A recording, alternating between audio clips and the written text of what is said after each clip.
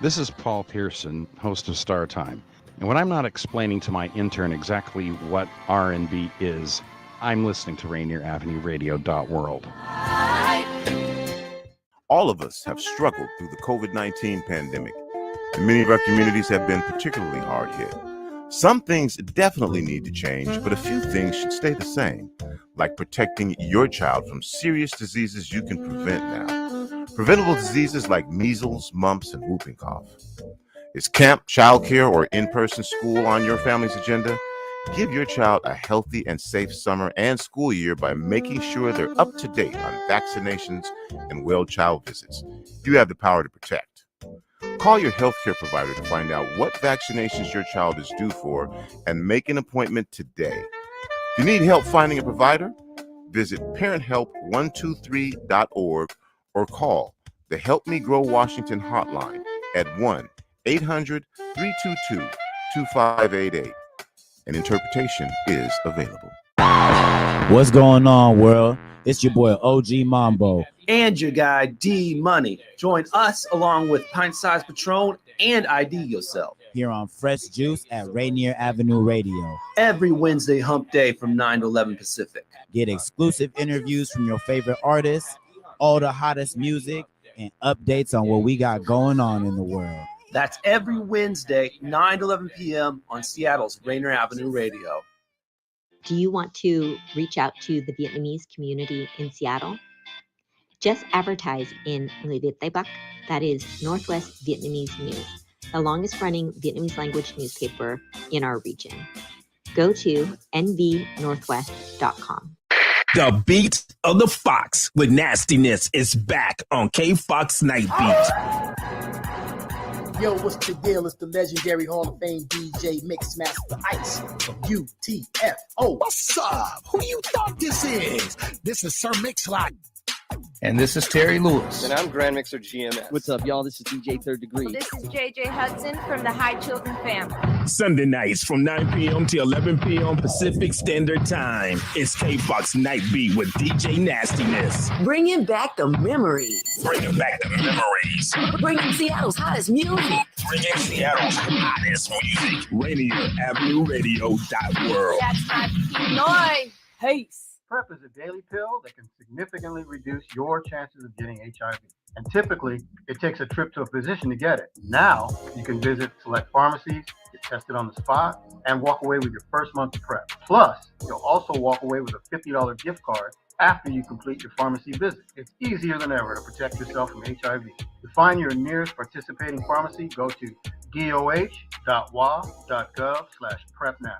From the Washington State Department of Health and Public Health, Seattle, and King County. I'm Paul Pearson, host of Star Time, and this is my real voice. Honest, you're hearing it on Rainier Avenue Radio.world. Should have told her you were sorry. Turn up your radio wherever you at. We about to bring it. Street Beat with Tony B. Tony B will give you a chance to tackle local, national, and international issues that affect your community. Street Beat. Street Beat. Tony. You are listening to Rainier Avenue Radio.world. Don't forget to log on www.rainieravenue.radio.world. Hello, my name is Pastor Derek Lane, and I live and pastor here in the Othello community. I'm vaccinated because I know how illness can hurt the community. As a grandfather, I am boosted to help protect my 3.5-year-old granddaughter who can't be. I don't want to see members of my community die needlessly.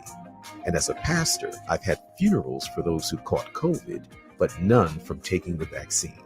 If you have questions, need resources, or want to make an appointment, visit kingcounty.gov/vaccine.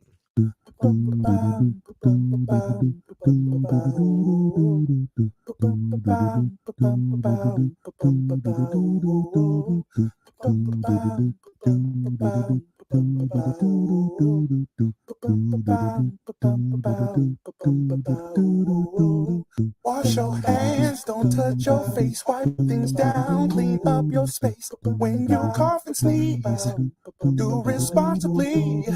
If you feel you're getting ill, isolate at home and chill. No, you're not alone.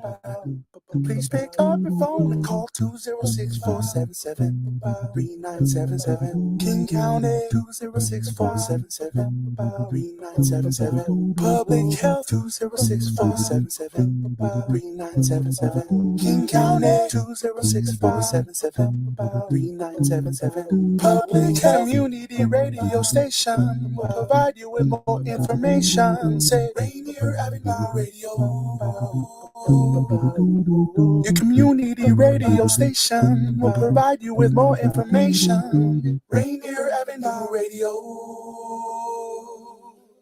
You're listening to Rainier Avenue Radio.world. I'm Granville Emerson along with my partner, Ronald Pepe Bean. And we host the show Little Line Sports right here on Rainier Avenue Radio.world, where we talk about football, basketball, local sports, national sports, Seahawks, UW, Seattle U Redhawks, Garfield Bulldogs, all that and more right here on Little Line Sports on Rainier Avenue Radio.world.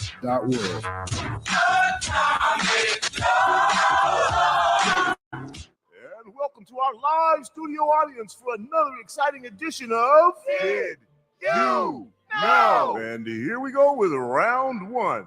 Did you know? The COVID vaccine is free and easy to get. You don't need insurance or an appointment to get your vaccine. Vaccines are available at many locations near you. And now we're going to double the value. Did you know?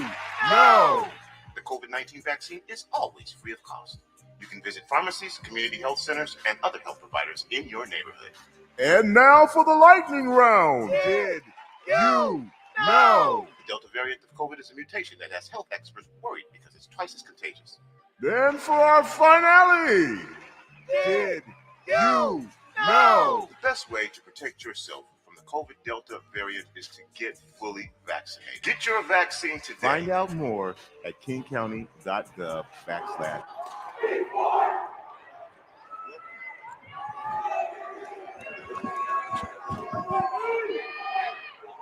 I'm not on. Welcome back to high school football. You are on now. Yes, I am. You are on now. I'm on. It's me, Tony B, with the coach, Yasataki the Elder, Jay-Easy. No, correction, the greater. You were working with the lesser. Thank you. If you are just tuning in, you missed us in our broadcast of Eastside Catholic. The winners over Spanaway Lake, 29-0.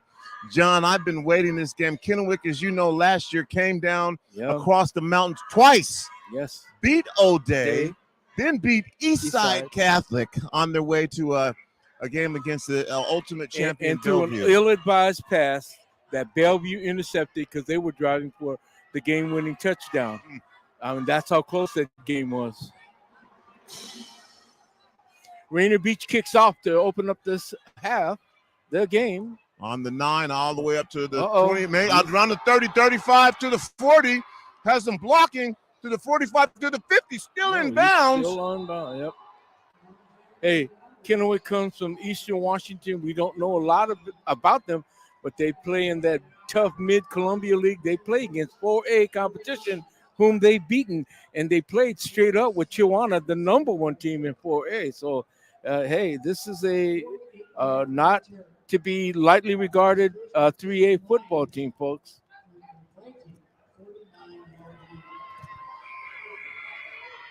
Their record was 8-2, and like I said, they're playing some stiff competition, Tony. So number 84, the big kickoff return. Kenny with the ball on the 49 of Rainier Beach for their first play to start this game. And a fumble picked up. No, dropped. It's still on the ground. I think Kennewick, got it back. Wow, John. I know.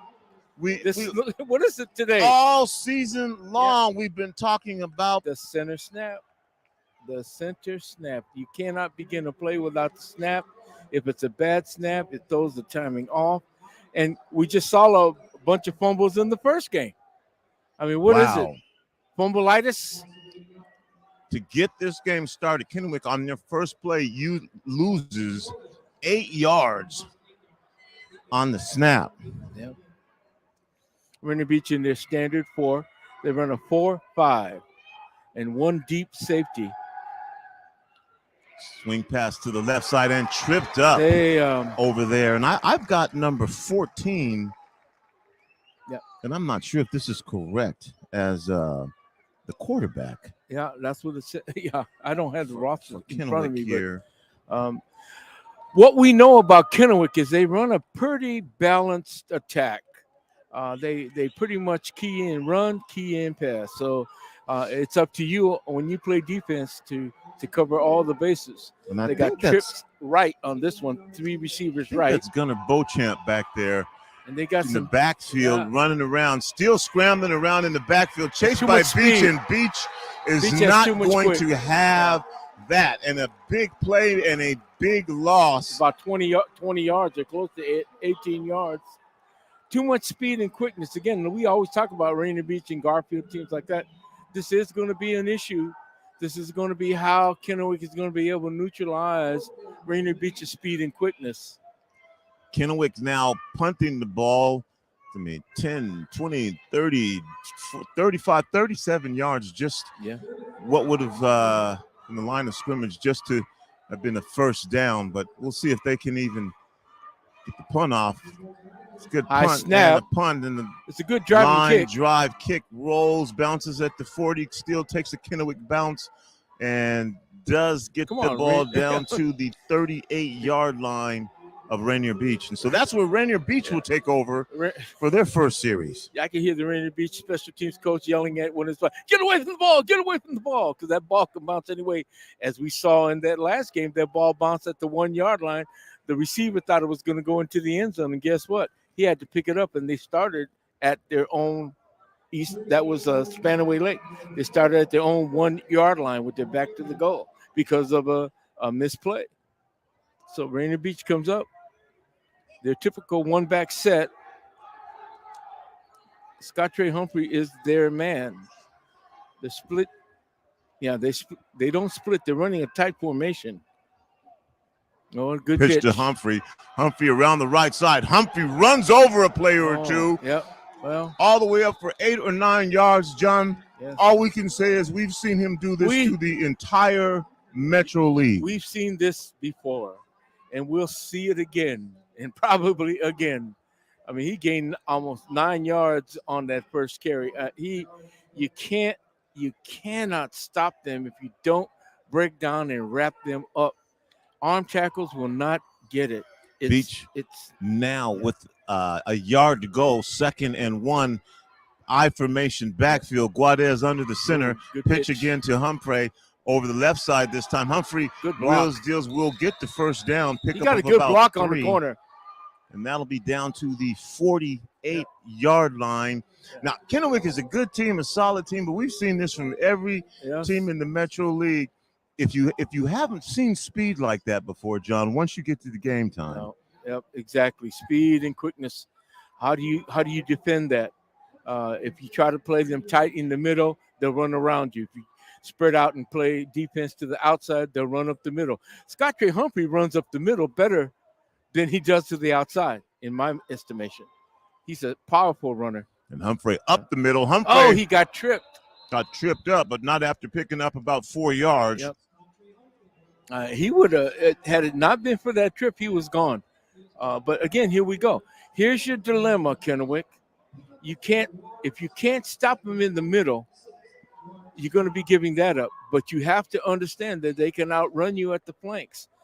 So as they spread out, you spread out, it puts holes along your line of defense. Kennewick is a solid team. 6 to go here for Beach. Guadez once again under the center in the power I formation. Again, a handoff in the back to Scottrey Humphrey. Humphrey still on his feet. And again, that's going to give Beach a kind of looks like they're not going to give him the forward progress. And they've got him stalled after pickup of only about 2. That'll make it 3rd and about 4 for Beach. They're running a 5. They got 2 stand-up defensive ends, a Liz and a Rip left. Liz being left, Rip being right. 3 down inside, 1 over the nose, over the center. So it looks like a base 50 base or 5-man front that I've used to coach, and it's a pretty standard defense. What you have to take into account though is if your secondary just falls asleep, Rainier Beach will run right past you. So it's a 5. They're running a 5.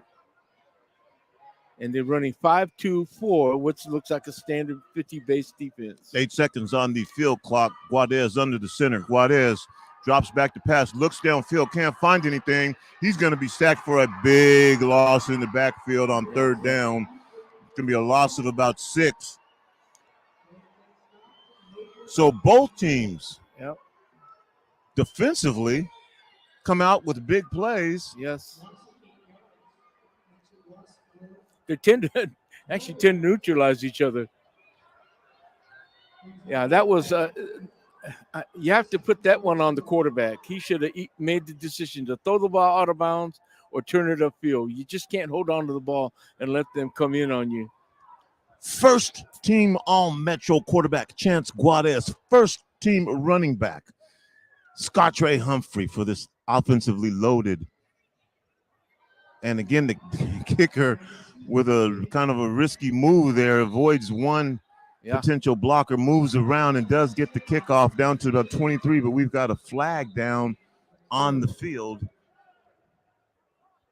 With 7 minutes left here in the first quarter, both teams have had the ball now, and the score is still 0-0. And we're talking about 2 teams that score. I mean, Kennewick scores at about a 29 points per game average. They only give up 14. Rainier Beach is very similar in terms of their points for. They average about 33 points a game, and they give up 17. So they're very close. And we're about half a quarter gone already.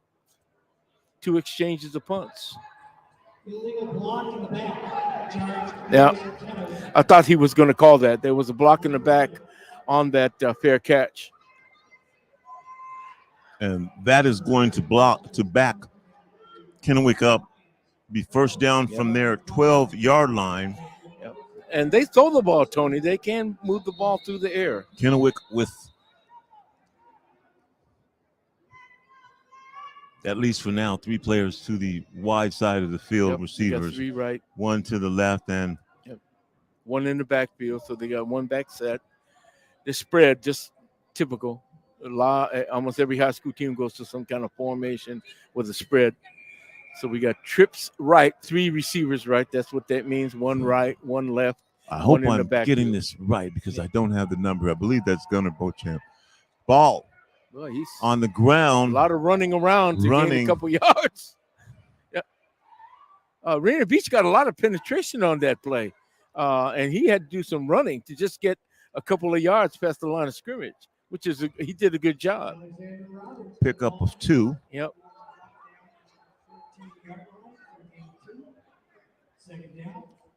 So if that's not Gunnar Beauchamp and you're listening from Kennewick, let me know. The Kennewick Lions. Kennewick Lions, state runner-up, 3A division last year. There's a snap. In the playoffs. Bad snap. Hand off to the left side. And again, a pickup of about 2-yard snap was a little high. Classic example of a bad snap, Tony. Little high, throws the play off, throws the timing off. It just never fails. Whether it's a pass, whether it's a run, it's just emblematic of problems, timing-wise. Now they're in a tight formation, double wides. Actually, 3rd down and about 5 to go now. Yep. They're running it out. Gunnar rolls the ball to the right side. Has some blocking. Has a receiver there. Finds his receiver. The big tight end makes the catch and gets the first down. As I said, and Dave Wasinski on the reception. 6'4", 205-pound junior David Wasinski. Yep. They do throw the ball. Kennewick showed that last year. They move the ball in the air. They run the ball, but they can pass. They can move the ball through the air.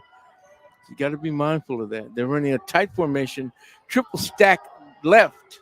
Gunner on in the this shotgun formation. receives. Yeah. That snap comes to number 84, who we don't have that number for number 84. I mean, we don't have the name associated for number 84. So again, if you're listening and you're in Kennewick and you know who number that is. 84 is your son, Let us know. cousin, friend, tell us who that is so we can give him some props. Number 84 is evidently going to be involved in the game planning. Well, I'll tell you what. Let me give him a name. Marlo Zippet. That's a good name. Marlo Zippet. 84. Who knows?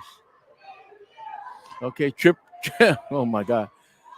Gunner Triple left. again in the shotgun. One back set. And a player jumps across the line. They're going to call a neutral zone infraction on Rainier Beach. Now,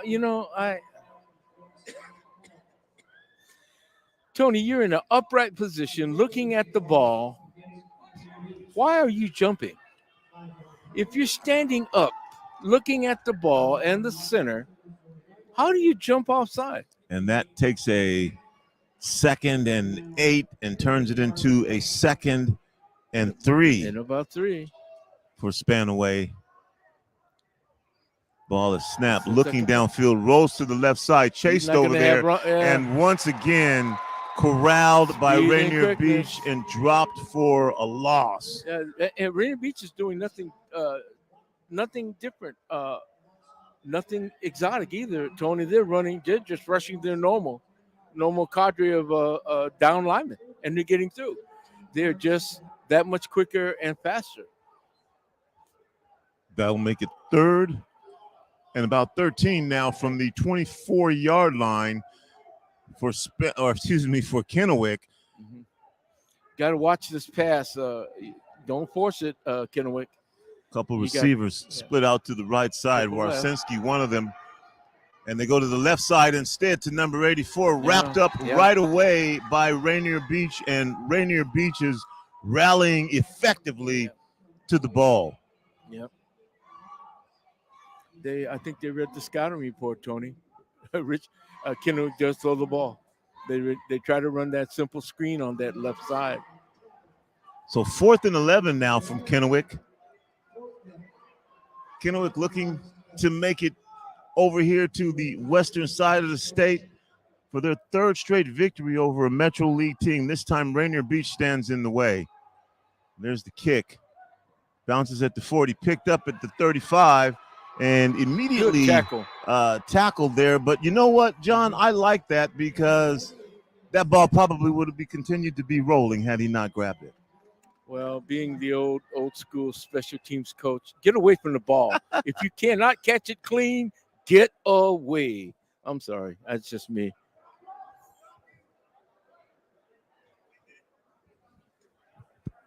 I figured you might say that, John.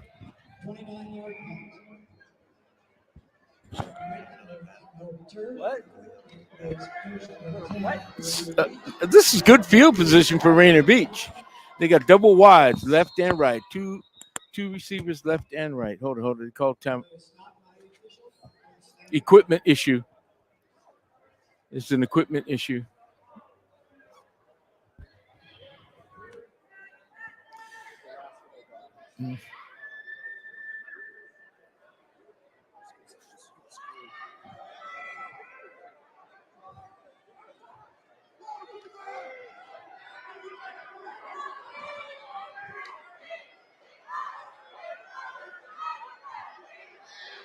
Oh, nice hit. They recovered well on that little flare pass. It's not I always debate, is that a try for a slip screen or try for a tunnel screen? Either way, it's a screen. It didn't work. They lost yardage on that play. Kennewick recovered very well and closed it down. Okay, Rainier Beach comes out with their spread, double wides, one back set.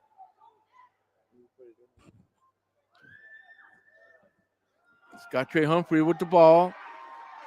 good run. He gained about 9 yards, 12 yards. So, yep.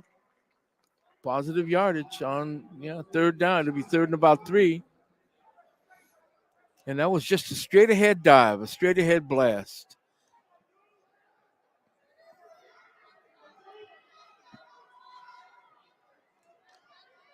So, and as I said earlier, they are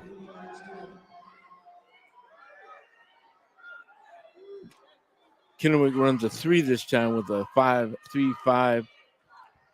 Beach with the ball. Good fit. And again, inside to Scottrey Humphrey. Oh, they stopped him. Surrounded by Kennewick players. Solid defensive stand right there. They closed that off, Tony. That's going to make it 4th down now for Beach.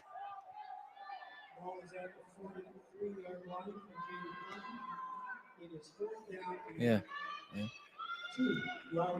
Hey, Chance Gardez is hurt. That's what I read. I saw, Tony. I can't hear you, Tony. And Beach with the ball now, and it's lined up a little deep. Up to Scottrey Humphrey. No, they shut that and they're down. not going to make it on 4th down.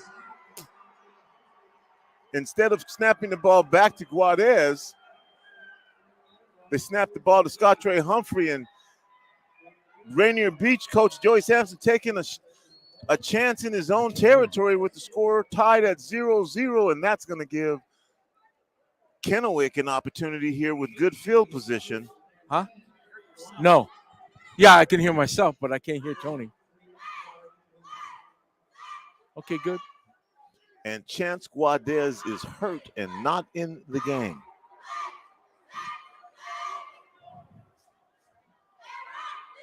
Double left, one right, one back set. Kennewick with the ball now. Handoff inside number 84. And 84 is going to be stopped in the backfield. That one off. Probably for a loss there. We got 2 evenly matched teams. Both play good, solid defense. They defend the run very well. They defend the pass very well. This is going to be a testimony to who makes the fewest mistakes, who commits the fewest turnovers.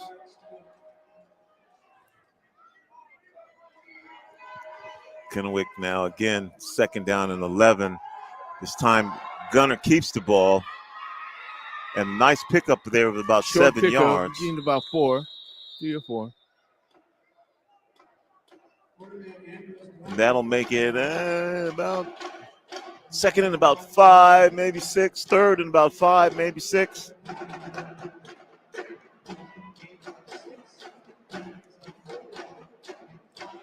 So with this timeout, we see the Rainier Beach quarterback is kind of dinged up, Chance Guadez.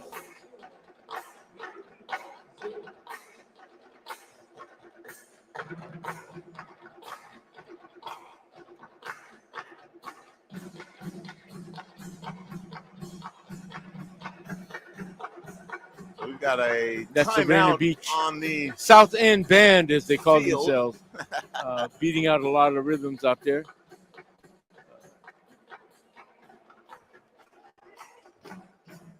That was the end of the first quarter. And so after the end of one, John, surprisingly, not too much offense, score tied at 0-0, but a whole lot of good defense. Yeah, like I said, 2 evenly matched teams that play defense, they tend to neutralize each other. So this is what you get. You get kind of butting heads with each other. And I think the key to this is whoever gets the first break, turnover, whatever, Gunner Beauchamp. Snap is high. Ball's on the ground. I think Beach has RB recovered got that. Rainier Beach recovered it, looks like. How many times are we going to say this over the course of the season? And once again, the snap rears its ugly head. Yep. So was too high for Gunner Beauchamp. Yep. We're gonna see. Yeah, I don't think the normal quarterback, starting quarterback, Chance Godez is going to be in. He's hurt. But again, here we go. Evenly matched teams, turnovers, mistakes, blah, blah, blah. It sounds like a broken record. And it begins with the snap. Like I said, we said it all year long. It's a litany. See you who cannot lines up run there. a Can play we effectively. see the if number snap of who that off. is? Is that Duca King at So quarterback? here we go, now? Rainier Beach. For Beach. Double, double waiting wide outs, one see back the number. set There's motion. a back in motion. And again, the ball is dropped. That is Duca King. King with the ball. King eludes tacklers. King is got to the line difficult of to bring down. A lot of and that's going to be back to the original line of scrimmage. Right. So Duca King, explosive wide receiver, is the quarterback now for Rainier Beach. And again, has a pretty powerful arm, plays baseball. And John, they call him Duca the Bazooka. Yeah, he's tough. He's quick. He could have lost about 8 yards, 10 yards, but he used his feet, danced around, and got up to near the line of scrimmage. They lost about one. So Duca King now playing quarterback. Caleb Presley, again, another first-teamer on that offense for Rainier Beach. Triple left, triple receivers left, one right and one back in the backfield. King in the shotgun. There goes the motion. Motion. King gets the handoff to Scottre Humphrey. Humphrey caught in the backfield. They're really getting penetration. Kennewick has been watching film. Yes. Apparently. Yes. On this explosive Rainier Beach offense. They'll give them a little forward progress. But the thing that you know about Beach, John, is you can stop them, and then one play. They can be gone. Adios. It can happen. It could happen in a split second. So third down now and 13 for Rainier Beach. Ball backed up to their 43-yard line after recovering the fumble. Yep. Double wide outs, left and right. One back set. Shotgun formation. King in the backfield. There goes the motion. Handoff to the motion player. That's Caleb Presley. Presley tries to get around the end. Met there. No, good job. Barely back to the original line of scrimmage. Maybe an extra yard. That's going to make it 4th and about 9 as he was pushed out on the sidelines. And Kennewick doing a good job of protecting that edge over there, John, and not letting Presley get around the edge. Yep, they're flowing. They're scraping. They're keeping their leverage outside, arm and leg free. They're not letting themselves get hooked and turned in. And again, Rainier Beach has a serious advantage in terms of speed and quickness. So Beach now in punt formation.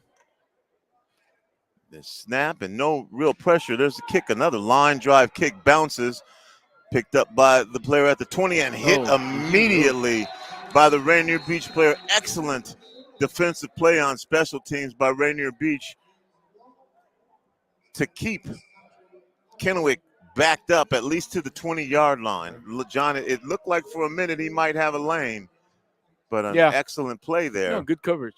Good coverage. That ball was actually a line driver, which usually you can return those. Gets there pretty fast. What's happened? We got a penalty here? Illegal procedure.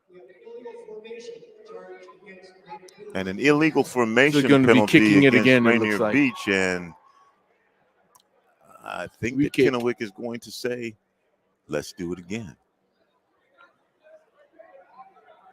So back onto the field comes the Rainier Beach special teams after a pretty good play there, and they'll have to do that one more again. 5 yards back. 5-yard penalty. You know, would they dare to do a fake punt like we saw in that first game, Tony? That was interesting. And would have worked had the pass been better. There wasn't much pressure. And again, not a lot of pressure. And That's this time a kick. better kick. This That's time to the other kick. side of the field. Fielded at the 20 again. This time again, another spectacular special teams play. Who is that man? We don't know, but I tell you what, the guy that was trying to block him didn't block him. That's obvious. That is number 4. Johnny, what? Jarvay Lindsay. Yeah, okay, Jarvay. Let's give a shout out to the sophomore, Jarvay Lindsay, making another back-to-back plays on special teams. That was an excellent play.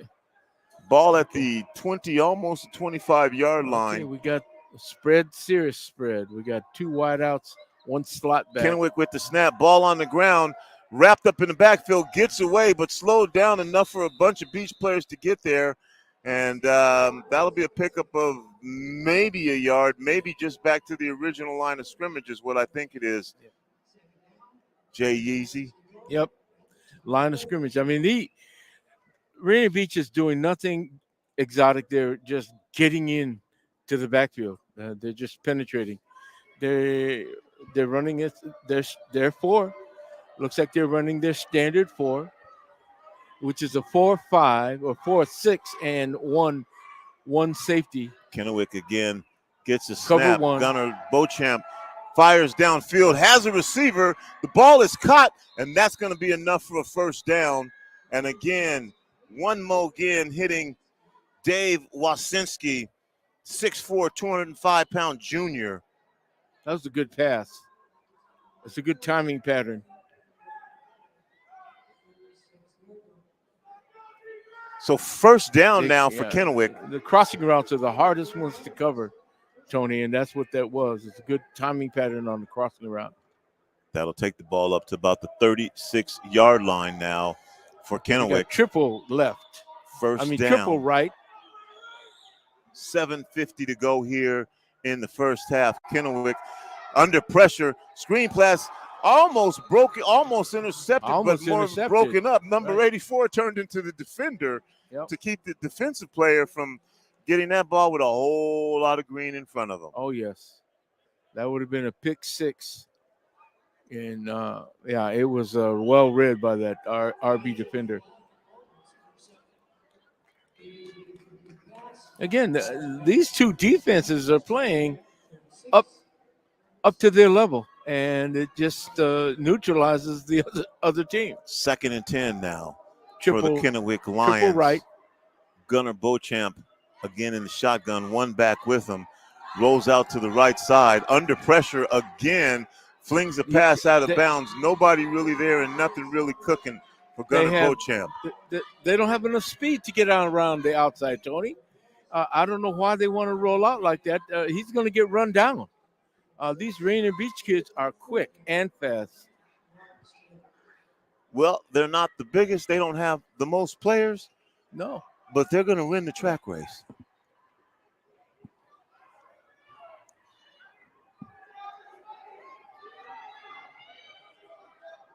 Third and 10 now. You got triple right again. One back set. There's a snap. Gunnar looks downfield, he's nothing doing. Here we go. Gunnar takes off inside. Gunner's going to be hit. Maybe a pickup of about 4. Brings a 4th down. 4th down for the Kennewick Lions. And here comes the punt team. They're going to punt. And, John, I've been looking forward to this game, and I'm enjoying this game, but it's not what I expected. Right. 0 to You don't have 0. to hold your breath. This game is. I mean, it's like two defenses neutralizing each other's offense. Now, how different would this game be if Duca King was on the wide receiver, low kick, and Chance Guadez was playing quarterback? But, injuries are part of the game. The 30-yard line. Good field position for RB. So we don't know what happened to Guadez, but maybe we can find out because I'm going to ask his parents, who make sure I say his name correctly all season long. There he is. He's on. Oh, I guess not.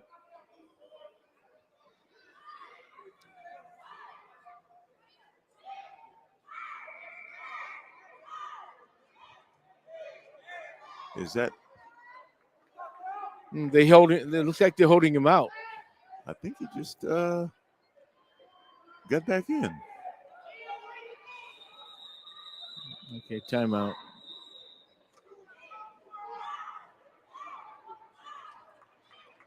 So Guadez appears to be limping a little bit. Yep. But looks like he's going back in the game. And so, again, John, 6:47 left here in the first half. We'll take it to Daniel Bellis.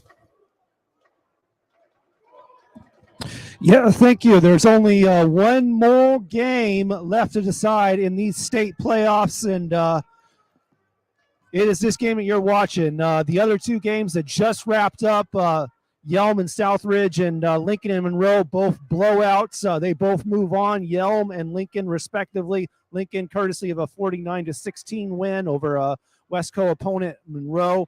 And Yelm with a dominating performance over Southridge, 51-7. For most of the game, it was a shutout, but Southridge got to sneak a score there in the end.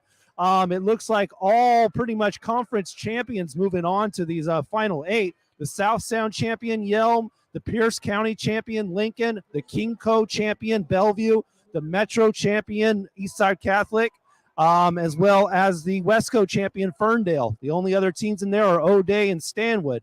And whoever wins this game. Back to your live action here, Mr. Bellis. I guess you got to beat the champ at some point. You got to beat the champ. Handoff inside. And again, the defense of Kennewick stops that play for no gain. Back to the original line of scrimmage. They'll give them forward progress. And Kennewick defense right now up to the challenge of this potent Rainier Beach offense. You got half of a quarter left, and it's 0-0. 0-0. I like the way that sounds. 0-0. Like that. Again, two defenses neutralizing each other. It's offense. It's just obvious. I kind of like when I said potent offense because that's impotent. Okay.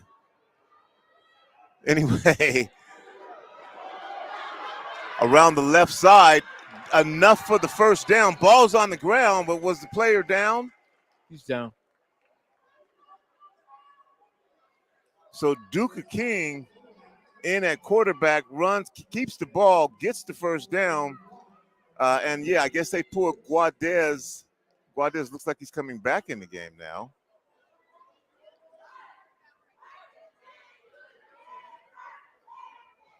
First down for Rainier Beach at their own 40-yard line. What did she say?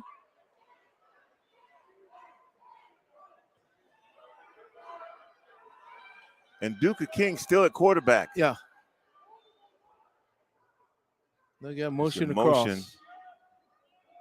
Ball goes to handoff. Humphrey. Humphrey tries to get around the left side and nothing doing over there on the short side of the field. They read the book. They read the book on Rainier Beach's offense. Scottrey Humphrey is their key, and they're keying in on him. Not very often does Scottrey Humphrey do you find him going to the sidelines. Right. And there was just nothing there inside for Humphrey, and they strung that out all the way to the short side of the field sideline.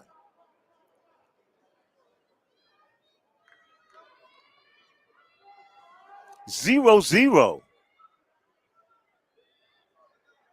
Nothing. Yep, nothing. Duca gotta King hurry in up. at quarterback. Guadez with the left ankle injury. Duca King has a receiver. Ball is shown.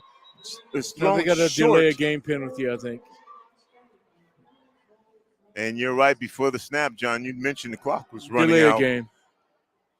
And it did, and that's going to drop Rainier Beach back another illegal 5 procedure, yards. one of the two. So ball goes backwards. We need to get a report about the Rainier Beach quarterback. If we can left ankle injury is my understanding. Yeah. That from Yasutaki the Younger.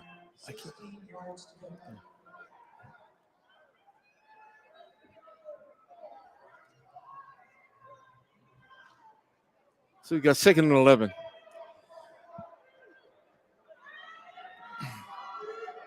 Double wides, both sides, left and right. One back set. They're going Second down now, about 16, 15 yards to go for a first down. King looks back, fires a pass down there, got a man down there. Pass is intercepted by number 13 for Kennewick. Brings it to the 40, to the 45. and King let it fly.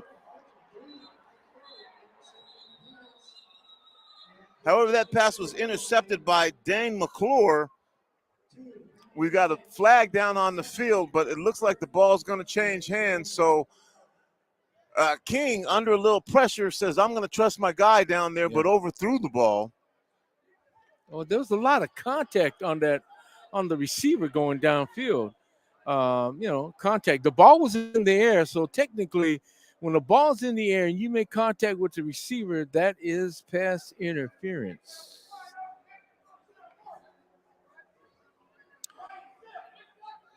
Illegal block in the back on the run back charge against Kennewick is declined. So you got a legal block in the back.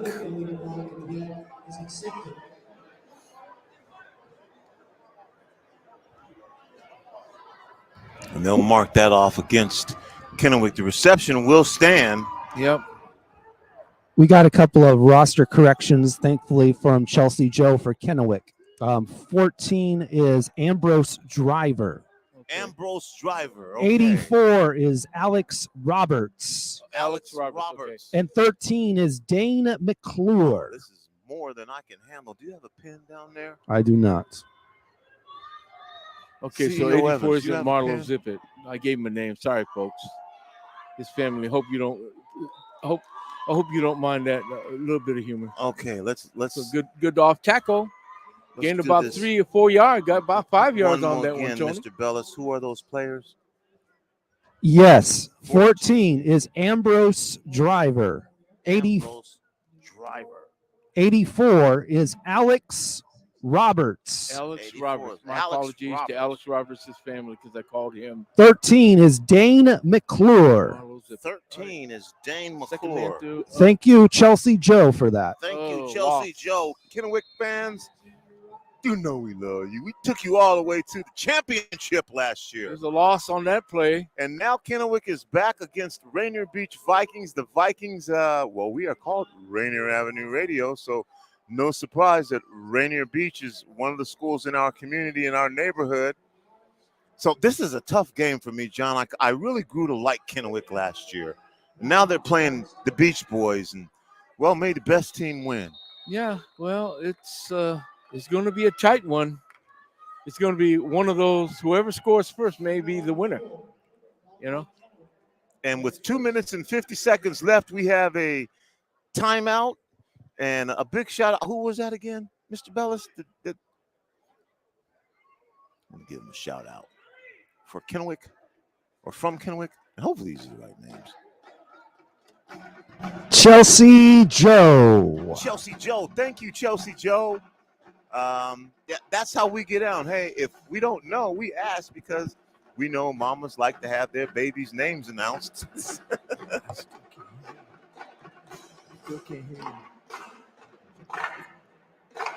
I don't know. You can, okay.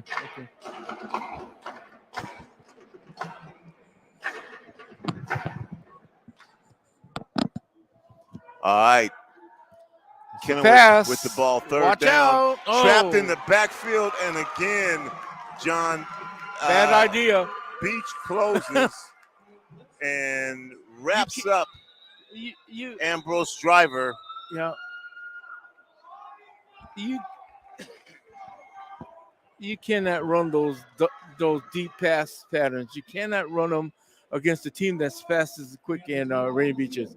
They're getting penetration with just a standard front defense, and you're trying to throw a long distance pass, which takes time, and it just ain't going to happen. And unfortunately, so that'll be again another sack for Rainier Beach. John, I'd really like to know the offensive statistics for both of these offensive teams because their offenses have been offensive. Yes, exactly. Well, not to defend their offensiveness. It's indefensible. It's indefensible. You got teams that score well around 30 points a game, and we're at 0-0 and with 2 minutes plus left, 2.5 minutes left in the second quarter before halftime. Again, like I said, the team that scores first may be the winner. Which is surprising. 4th down now and about 20 yards to go for Kennewick. Cannot throw long passes against Rainier Beach because it takes too much time to develop. There's the punt. Again, in on the punt. Does get the punt off. It's a short punt. Grabbed by the Beach player again at about the 48-yard line. And forward progress might give him the 45. And, John, we might disagree with this again, but I like that because the ball doesn't continue to roll. Yeah, it's a risky play. It's a risky play. The ball risky doesn't play. roll. Get away from the ball. If you cannot field it clean, get away. The coach. Yeah, thank you. Jay Yeezy. I thought that ball was going to get blocked. That kick was going to get blocked. They had him. And he ducked underneath and managed to still get the kickoff. Yeah. Okay, double wide. Again, Rainier Beach in that typical spread, double wide set, 2 receivers on each side. Guadez is evidently not going to play. Yeah. King with the ball. King fires the pass to the right side, complete. And that's going to be enough for a first down.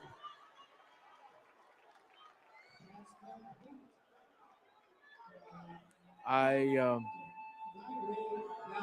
that'll be a pickup for a first down for Beach and move the ball all the way down to the 26-yard line. Change it, of course, the quarterback. Yep. King again with Scott Ray Humphrey to his right side, gives him the ball. Humphrey over the middle. Humphrey picks up some tough yards. He runs hard. And he is having to earn them against this Kennewick defensive line and linebacker team. Like I said, these Rainier Beach running backs are not very big, but they keep their feet moving. You've got to break down and wrap them up to tackle them, because if you arm tackle them, they'll just run right through it. They will literally run right through an arm tackle. And ends up getting about 4 yards on that, almost yards, 5. Hard running. Second wide. Down now and 6 yards to go. King in the shotgun. Scottrey Humphrey to his left, 2 receivers to the right.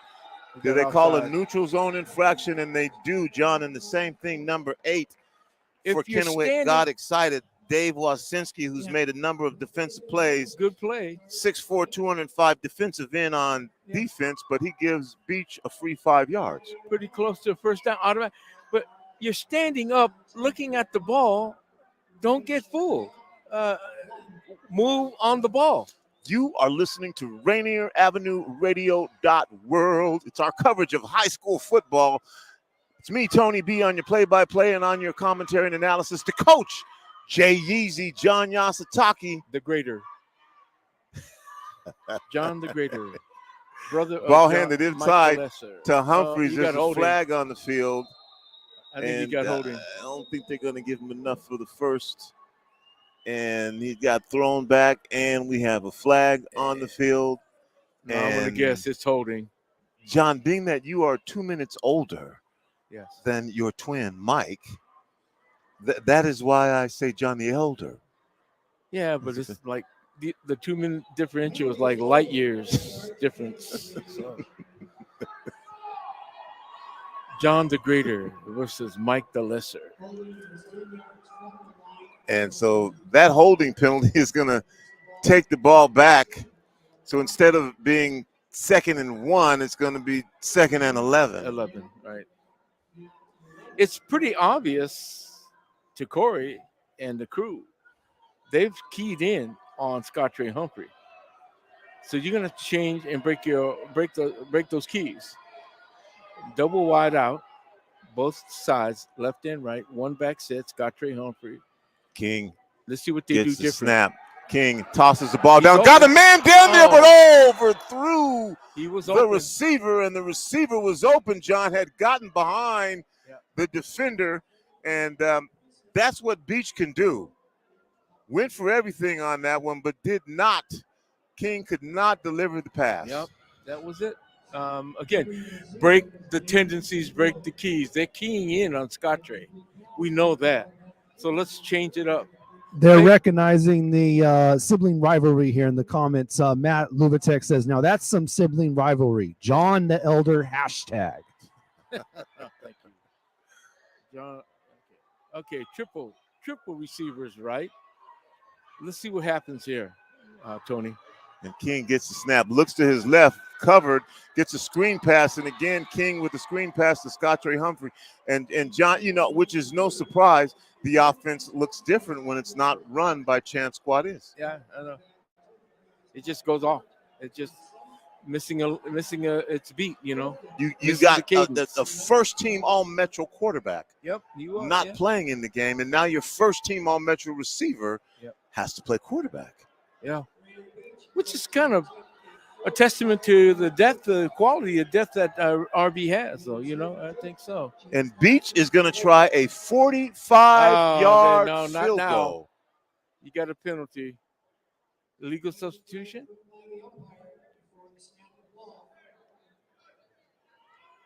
Illegal substitution. Well, illegal substitution. And that takes away unless they're going to try a 55. Yeah. Yarder. Illegal substitution. Puts them 5 yards back.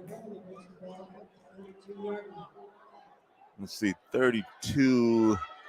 Yeah, they'll bring out the punt unit now.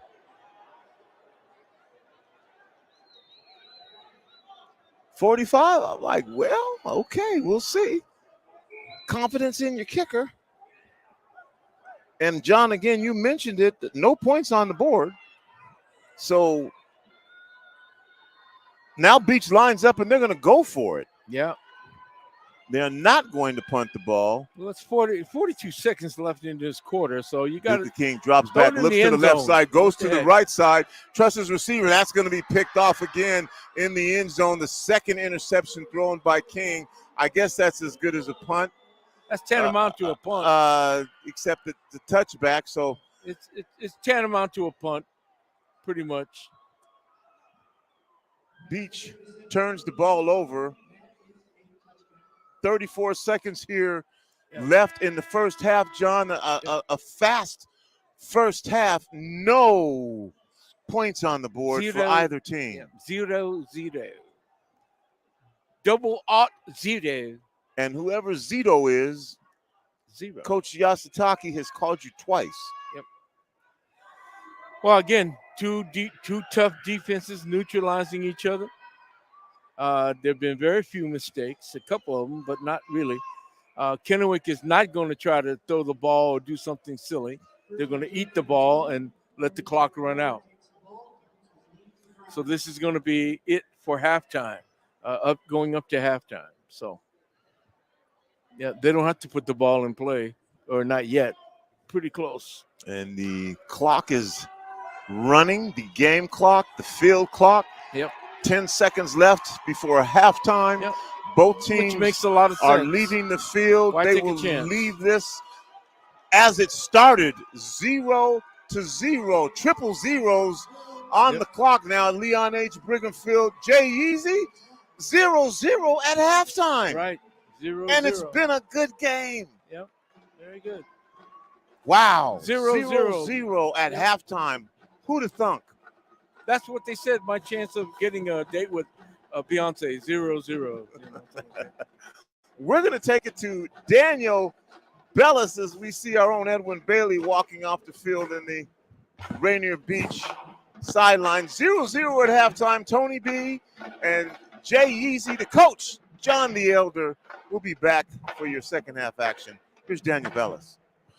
Yes, thank you. Here at the halftime, right here on Rainier Avenue Radio, your community radio station, all knotted up with nothing. 0-0 Beach and Kennewick at the half. Before we do a quick bracket update, we just want to recognize all of the lovely comments that are coming in. Lots of positive energy from both Beach fans and Kennewick Lions fans. Just shouting out a couple of them. Matt Lubatek, a Beach Boy fan right there. Jermaine Miller, Jason Rains rapping for Kennewick. Amy Ramos for Kennewick. Jennifer Hightower for Kennewick. Dan Suarez representing the Lions. Mr. Silliman,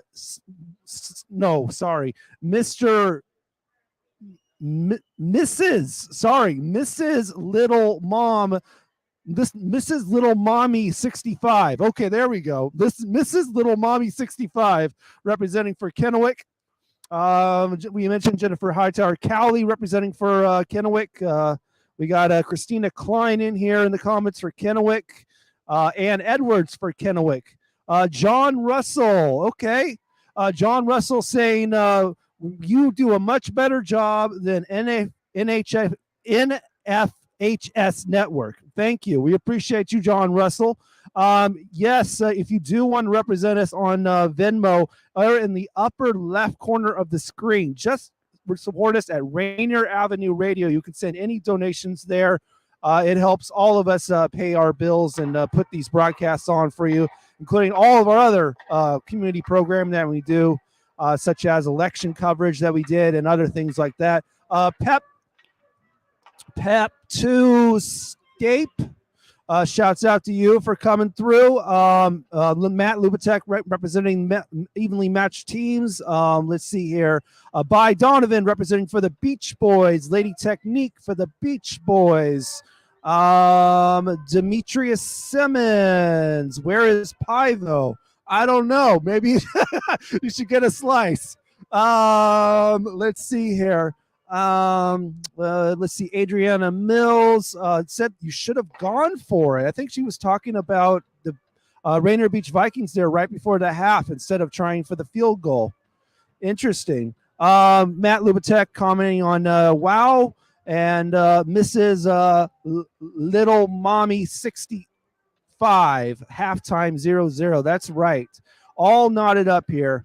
And as we look at the rest of the bracket, all 7 of the other teams are confirmed and on their way for the round of 8 starting next week on Friday and on Saturday on November 18th or 19th, all depending on how these stadiums decide to schedule their games. But to find out what games we will be doing, more than likely here at Memorial Stadium, follow us on our Facebook and our YouTube pages at Rainier Avenue Radio, and we'll announce them hopefully Sunday night or Monday morning, whenever these stadiums announce their times and all that kind of stuff. But more than likely we'll broadcast from Memorial Stadium, and more than likely those games will be O'Day and Eastside Catholic's games. So just a recap from earlier today, Eastside Catholic defeating Spanaway Lake in a blowout shutout 29-0. They will face the Westco champions, Ferndale Golden Eagles, who also had a blowout of Kelso there in the south end of the state, 44-14. It'll be the Westco champion versus the Metro champion, and that'll be right here at Memorial Stadium, more than likely. O'Day as well, more than likely will host their round of 8 second round game from Memorial Stadium as they defeated Peninsula by a dominating performance of 42-28. They will face Westco team Stanwood, who won over Mount Spokane over there in the Greater Spokane League by a couple of scores. 24-14 was the final for there. So Stanwood takes on O'Day and Ferndale takes on Eastside Catholic. And more than likely, most of those games will be here at Memorial Stadium. And depending on times and dates and how the Metro League lets us know when these games will be scheduled, more than likely they might be here on Rainier Avenue Radio. So Stanwood at O'Day and Ferndale at Eastside Catholic. On the other side of the board, you can take a look at Bellevue, defending champion Bellevue Wolverines, have easily won over Meade earlier today, and that was 41-10. They will be at Lincoln, the Pierce County champions, who won easily over Monroe earlier today, 49-16. Bellevue winning over Meade 41-10. Effectively ending any chance of the Greater Spokane League grabbing a 3A title this year, as both of their teams have been eliminated. But Bellevue will be at Lincoln down there in the Tacoma area, and that'll be either Friday or Saturday of next week. Shouts out to Keandra Maggie, who knows something I don't know. O'Day Saturday at 1 p.m. we'll double check on the if that's actually true. But thank you for letting us know. If it is scheduled for Saturday at 1 p.m., more than likely Rainier Ave will cover that game, but not officially yet. We don't know for sure. Also, Yelm, top-seeded Yelm, easy win over Southridge, more than the whole game. It was mostly a shutout. Southridge was able to get a score in the last couple of minutes to make it 51-7, but top-seeded Yelm is waiting the winner of this game with it all knotted up. Zip, Beach and Kennewick. The top-seeded Yelm Tornadoes will host whoever wins this game, and whoever wants to play these Yelm Tornadoes the most, I don't know, in their stadium, woo, that will be a rough one. Yelm has led 3A in points scored and points allowed all season long. They deserve that number one seed. Other than Eastside Catholic, 1 or 2, you could go either way, but Yelm was given it, and they have been showing it in these playoffs, dominating their performances. Their opponents, what I mean, and cruising as it is the South Sound champion Yelm Tornadoes right there. And yes, sir. Let's see. Kia Sherrill cheering on all the CD Panther alum playing for Rainier Beach. Let's go. That's right. Yes, sir. And the is ripping Yelm right there. Go Yelm. And Yelm will play the winner of this game right here from their stadium in the Yelm area, of course. All right, so that is how your brackets are looking at the moment. We are at the half with the score all knotted up. Zip, Beach and Kennewick in the battle to see who will play at Yelm next week, Friday or Saturday there. So we're going to pay some bills and be right back on your community radio station, Rainier Avenue Radio, with your second half of action. One, two, get down. What's up, big and little homies? This is Masvita Maraire, host of Seattle Sports Weekly on Rainier Avenue Radio.world, your one-stop shop for Seattle sports. We cover preps, we cover college, we cover pro, we cover it all. Huskies, Mariners, Seahawks, Garfield, South, Roosevelt, Metro, King County. This is where you want to listen to for all the sports that's happening in Seattle. Seattle Sports Weekly on Rainier Avenue Radio.world. You are listening to Rainier Avenue Radio, your community radio station. Hi, I'm Paul Pearson of StarTime. Did you know that back in the 9th century, Rainier Avenue Radio was the host of the first annual Gregorian chant-off? Man, that was tight. Well, times have changed and so have we. Now you can hear all the great Rainier Avenue Radio shows on our mobile app for Android and iPhone. It's completely free on the Google Play Store and the iPhone App Store. The Rainier Avenue Radio app. 워싱턴에서 우리 대다수는 동의하죠. 우리의 도로가 안전하다는 것에요. 우리가 휴대폰을 멀리할 때요. 하지만 그것은 쉽지 않아요. 그러니 메시지를 퍼뜨리세요. 본보기가 되세요. 출발하기 전에 휴대폰은 글러브 박스에 넣고 방해 금지 모드로 설정하세요. 그리고 친구들과 가족들에게 똑같이 해달라고 부탁하세요. 왜냐하면 우리 모두가 자기 몫을 할 때 도로는 모두에게 더 안전하니까요. 함께하면 할 수 있어요. 워싱턴 교통안전위원회가 함께합니다. Here with the Rainier Avenue Radio Traffic Update. You can listen to us in your car 24/7 anytime by downloading the free TuneIn app. Once you do, search Rainier Avenue Radio. And remember, do not curse out your fellow drivers. This has been your Rainier Avenue Radio Traffic Update.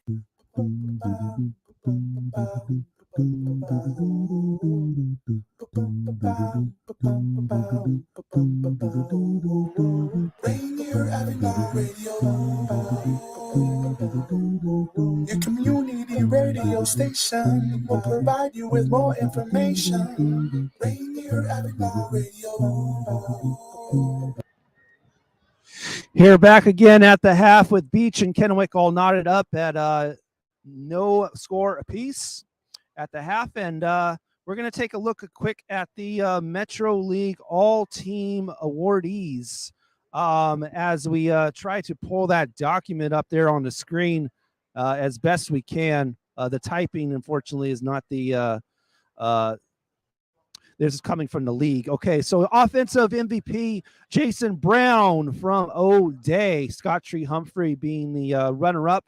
Defensive MVP, Michael Montgomery from Garfield. Caleb Presley is the runner-up for Beach. Lineman of the year went to Dallas Afula of Rainier Beach. Offensive lineman of the year, Pool Litiga of Garfield. Defensive lineman of the year, Al Tanupu of Eastside Catholic. Coach of the year going to Corey Sampson of Rainier Beach. Looking at the offense, first teamer quarterback, Brady McKeeler of Eastside Catholic. El Caminin for Garfield, and Chance Quandiz of Rainier Beach. For running back, Massine Ribe of Eastside Catholic. Jason Brown representing O'Day.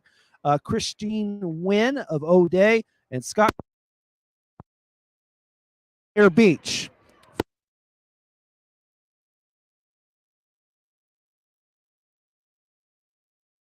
Catholic, Araya Givens of Garfield. Outside wide receiver, Will Summers for Bishop Blanchette. Brandon Gursarmuthi for Eastside Catholic. Sadra Jermega Myers for Garfield, and Darian Margar of O'Day. Inside wide receiver, Dominic Hayes representing Ballard. Brendan Manzano representing Bishop Blanchette.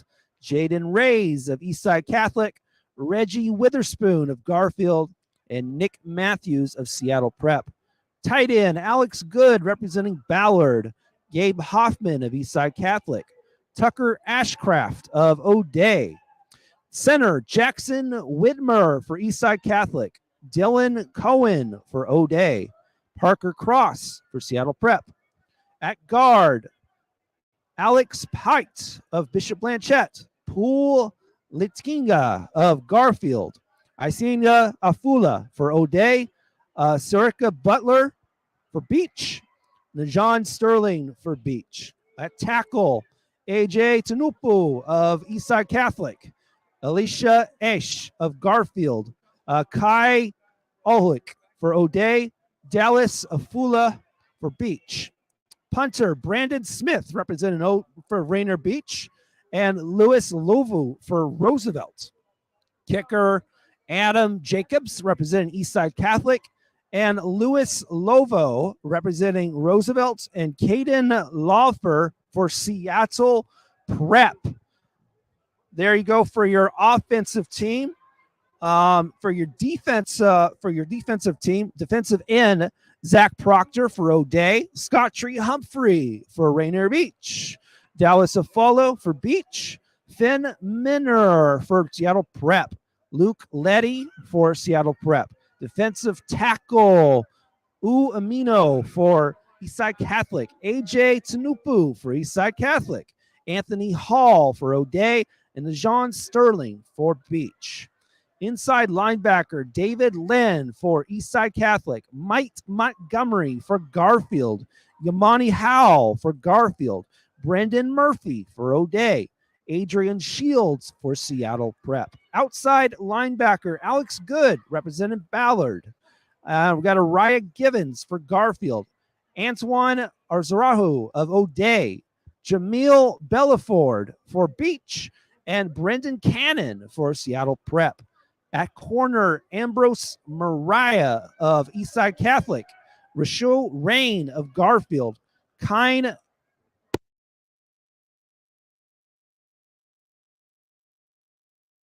Campbell of Seattle Prep. For safety, that went to Tyson Weaver for Eastside Catholic. Henry Schmidt of Garfield. Rashawn Thomas of O'Day. Cooper Stevens of Seattle Prep. And that's your offensive and your defensive for all Metro League. That was for the Mountain, if you will. They call it all Metro. The Sound awards all of their players in a completely different category. So the Metro Sound Player of the Year was Billy Versaw for Lincoln. The Metro Sound Co-Offensive Players of the Year for Franklin was Jameis Scott Jr. and John Barris of Ingram. The Sound Defensive Player of the Year was Dane Camacho of Chief Self. And the Sound Special Teams Player of the Year was Langley Fitzpatrick of Ingram. Sound Coach went to Terry Green of Franklin. And your first team offense, unfortunately, we can't show this on the screen. It gave us to an Excel file from the league, unfortunately, for this one, so we couldn't show it on the screen. Quarterback Lincoln, Billy Versaw for Lincoln. Or actually, I'm going to try to get this up on the screen so you see all of these awardees. Quite possibly, maybe. Yes, there we go. Here we go. We can get that up on the screen for you. Right there, I think. Yes. Okay, there we go. Now you can see all the Soundy awardees. Offensive line for the Sound: Finn Crowder of Nathan Hale, Tom Armory of Lakeside, Josh Dunn of Franklin, Elijah O'Toole Quinn of Cleveland, Ben Spiegelman of Lincoln. Wide receiver for the Sound: Christian Moore of Lakeside, Longtan Marshall of Lincoln, Kalir Jeremiah of Cleveland, Bowers Bubba of Franklin. At running back for the Sound: Dane Camacho, Chief Self, Marcus Butler, Lakeside, Connor Goulet of Lincoln. At fullback: Ethan Rudell representing Ingram. Tight end: Andrew Keshtabaum representing Ingram for Sound Team All Metro. Second, let's see. Let's go to our defense.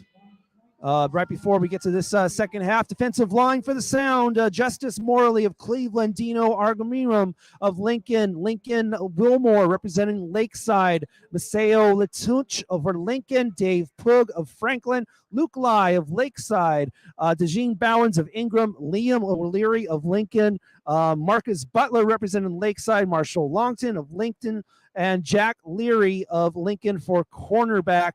All Team Metro for the Sound division. Congrats to all the players representing Metro League in both the Sound and the Mountain divisions. We're ready for our second half with Tony B and John Yositaki. It's me, Tony B. Joining me is the coach, Jay Yeezy John Yositaki.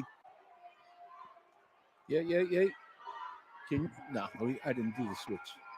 So, anyways, we are all knotted up, John. 0-0. Yep, 0-0. Kennewick about to kick off.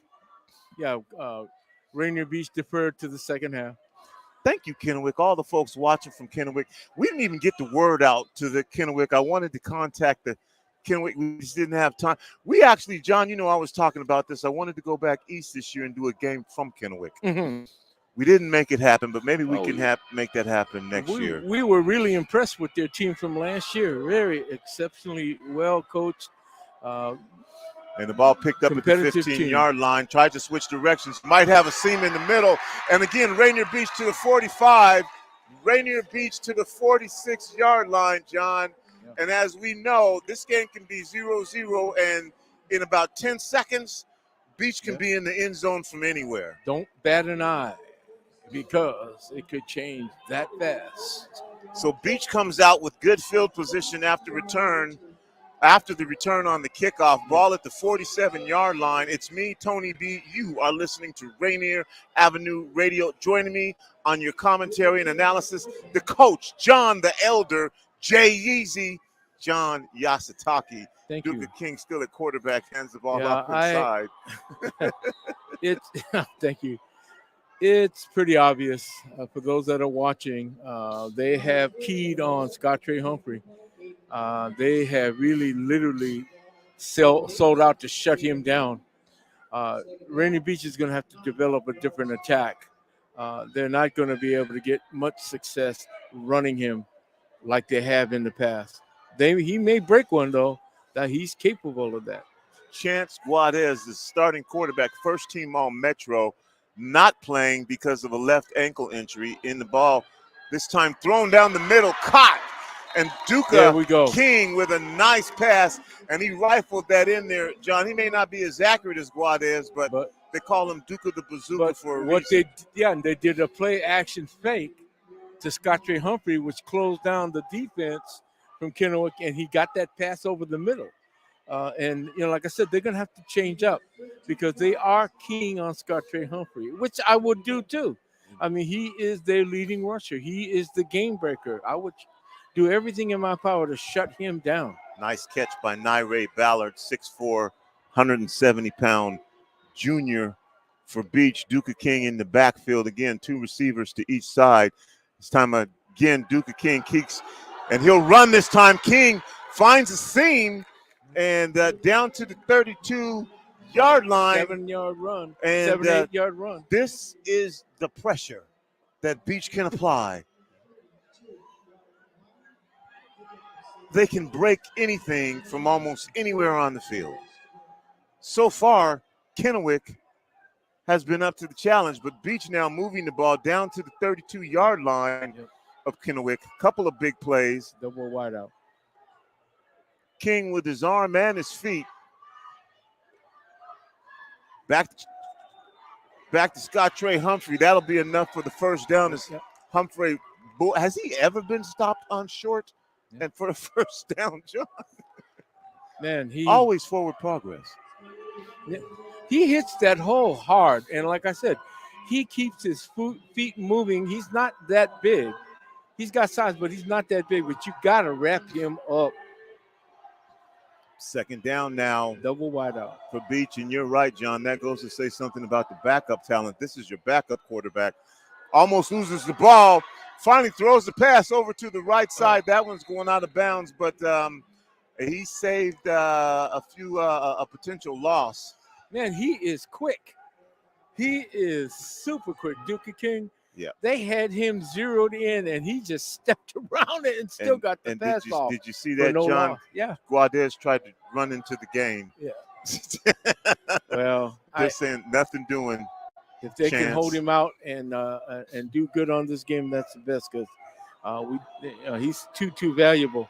Chance, they're not taking a chance. Yeah, he's a quality player. King in the backfield. 3 seconds on the field clock. One ball, they get the ball off. It's in the hands of Scott Trey Humphrey, and Scott Trey Humphrey does what he does and bulls his way forward, pushes the pack. And they're going to give him about 2 yards on the carry. That'll make it third and about 8, Coach. Again, he's not getting much. But, again, if you let up, he can break one.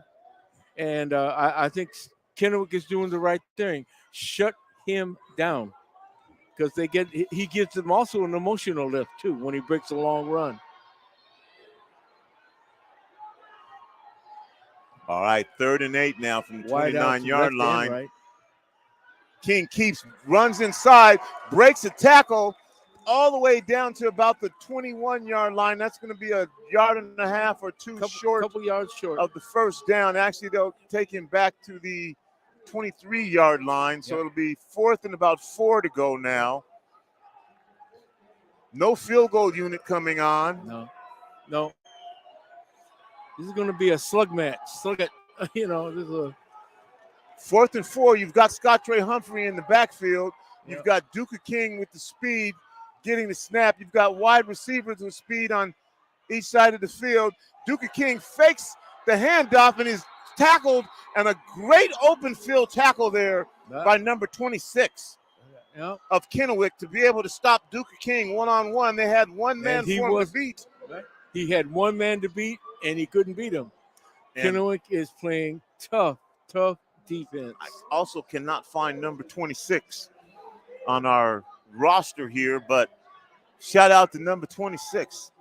Big-time defensive play. May have actually, John, saved a touchdown. Yeah, Definitely he a did. first down. There was nobody between Duke King and the first 20 yards out there. And the young man played it, broke down, and made the tackle. Wrapped him up. That's how I wrapped was him taught up to and do it did by what the he had to do. Softleys playing for the Pee-wees. Remember, the Softleys, John. Direct handoff. Inside here. handoff. Fighting. Yep. It's about. Again, Rainier Beach, same thing. They're shutting down that run up the middle. He gained about three Roberts. very tough yards. Again, Kennewick runs a balanced attack. We saw that last year. You can't key on their run. You can't key on their pass. You got to be able to play both. They balance. They have a very balanced attack. And they're very successful. They're very, very competitive. They got three receivers right. Again, inside handoff and Beach. Left, I mean. Oh, and wow. Again, almost penetration. There before the handoff on that play was the Beach penetration player. Yep. And he flexes in the mode. Rainier Beach is selling out to shut down the run, too. So it's going to be, again, Xavion Watkins. We got help for number 26, Kellen Weeble. Kellen Weeble. Weeble. Shouts out to The on YouTube. All right.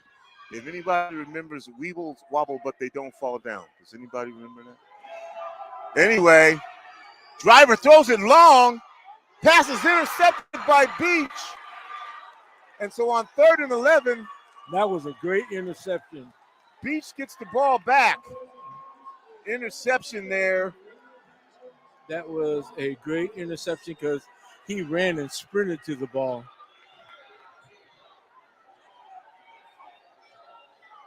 And I'm trying to see who that is. So you got to hand it to both coaching staffs. They scouted each team very well. I'm wondering if that was Scott Ray Humphrey with the interception. If so, they better be glad that he fell down. Yeah. All right, Beach with the ball after the interception now. 6:38 here to go in the third quarter. There's Chance. Chance is in. And Chance Guadez is in the game. And right away comes out fire. He's got a receiver. Guadez with the connection. Guadez makes the connection to 10, to 5, maybe into the end zone, maybe to the 1 yard line. How often do you catch a Rainier Beach player from behind? Chance Guadez comes in, fires limping a strike. bad too. Wow. I couldn't see who that player was that he hit, and quickly to the line. Guadez has his team lined up. Who was that, John, on the reception?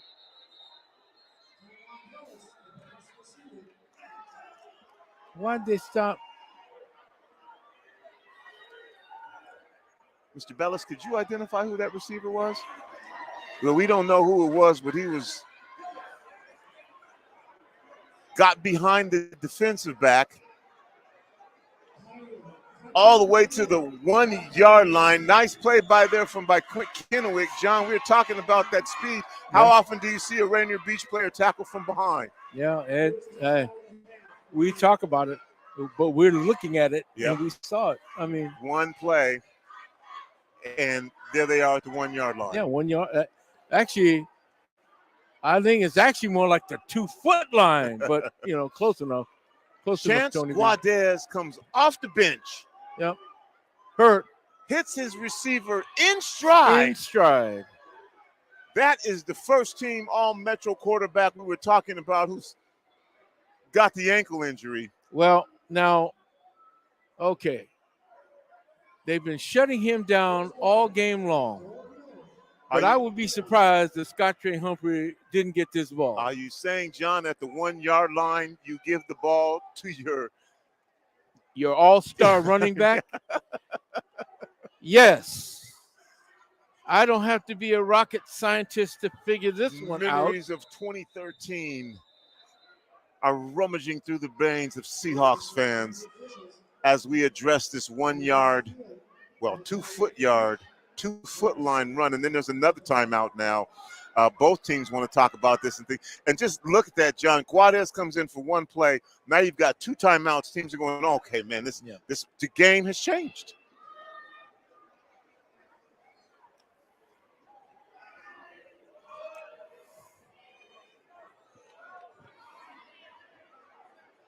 Well, hold on. Why is this timeout?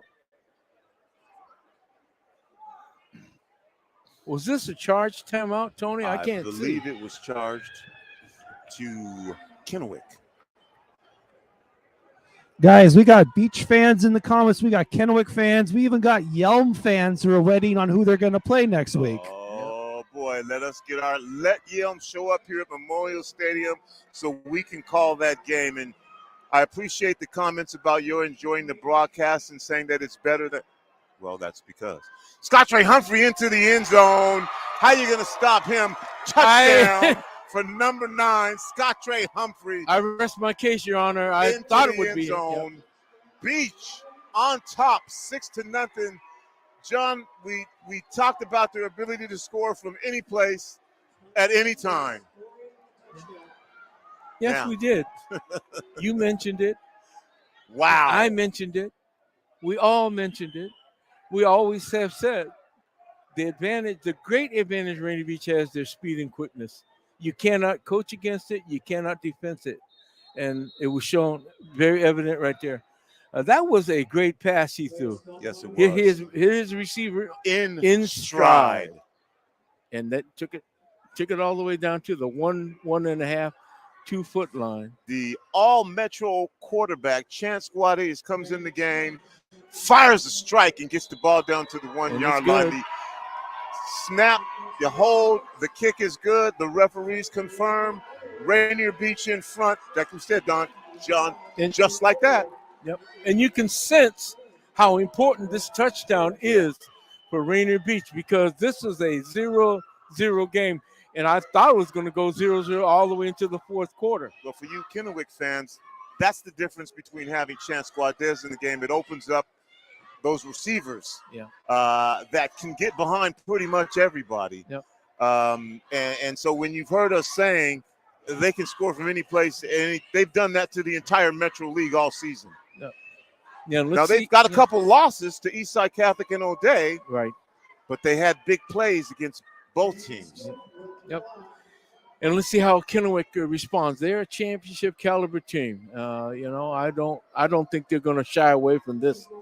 They're going to gird up for the long haul here. Well, what do you do, Coach Yasutake, if you are the coach of Kennewick right now? Do you continue with your game plan, or do you open up that offense a little bit to see if you can get something downfield? They haven't set a pattern yet, but we know that they can run. We know that they can pass. They just have to stay with the game plan. Around at the stay 10-yard with the line, game plan. Stay Stay up to the with 15, the game. up to the 30, to the 32 for number 10 for Kennewick. And again, I don't have a number. Now, you ask me a question, I'll say, don't do anything different. Stay with your game plan. It's only 6-0. Halfway through the third quarter. You got a quarter and a half to go. And the scoreboard is working now. Yes, it is. After the first game, I think the final score was 157-28, according to the scoreboard. But 29-0 is what Eastside Catholic and Spanaway Lake ended up losing that game, 21-9 to Eastside Catholic. All right, Jay Easy, you say keep on doing what you've been doing. Keep on doing what got you here too. And they, like I said, they run a balanced attack. They do both. They run and they pass. And they give it to Ambrose Driver up the middle, and Beach is there, and that's going to be a loss. But again, here you go. They've been neutralized by another defense, just like they've been neutralizing Rainier Beach. That one key play that led to a touchdown is really the only breakdown that they've had. And so again, Jay Easy, I asked, if you're Kennewick, do you open it up now since you can't get anything going?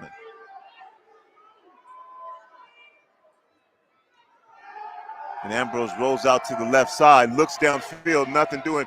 Does have a player open, and is that going to be complete in bounds, or are they going to say no? Yes, they're going to give him the catch. Garcia with the reception. They're And running tempo too. third and They're about running, 2.5. Quickly to the line. Inside handoff. Gets the first down. Still on his feet to pick up about 2 or 3 more.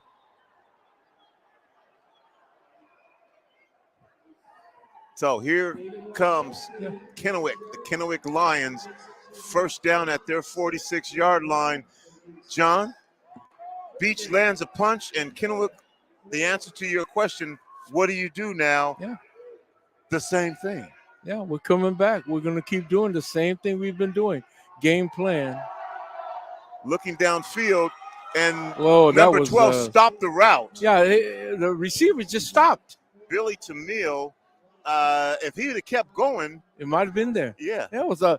It looked like it was a more of a, like a deep post. He stopped. He stopped about 10 yards, and the ball was overthrown.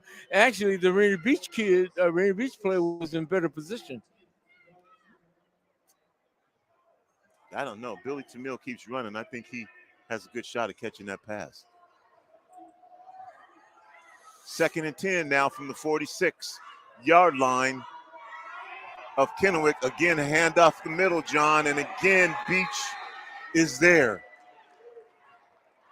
I gotta say, I am really impressed with this interior line of Rainier Beach on defense. Well, they're getting it done, but like I said, I'm impressed with both teams' defensive interior lines. They've been shutting each other down. I've never seen Scott Trey Humphrey shut down like he's been shut down tonight. 3rd down and 9 now for Kennewick. Driver in the shotgun, one back behind him. There's a snap, looks downfield, pump fakes, can't find anybody. Finally gets off the screen to Roberts. Roberts is wrapped up and tackled and swarmed by the Beach defense for a loss. Tony, I keep saying it. Rainier Beach is too fast. You can't go laterally with them. You cannot beat them laterally. You got to get upfield. You got to go upfield. They'll beat you to the corner with their speed and quickness, which is evident right there. The pass was open, but they recovered too fast.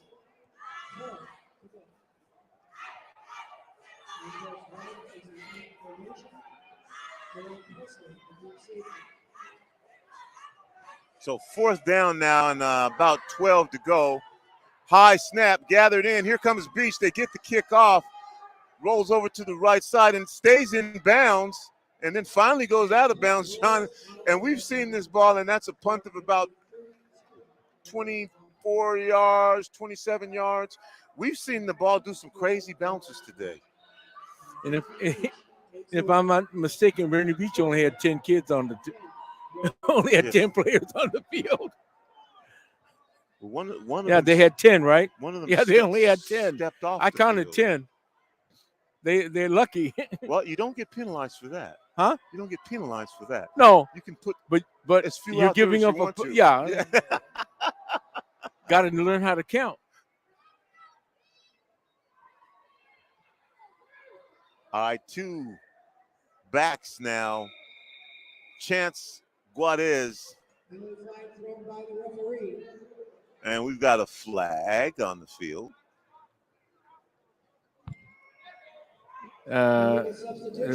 Illegal substitution. Why are you having illegal substitutions this time of year? You're in the playoffs. You played 10 games. What is going on? You got to ask yourself that as the coaching staff. Why? So now you're in the hole 5 yards. So 1st and 15 now. Guadez gets the snap, hands the ball off to the second man through. I believe that's Humphrey. Yeah. And Humphrey with a pickup of about 3.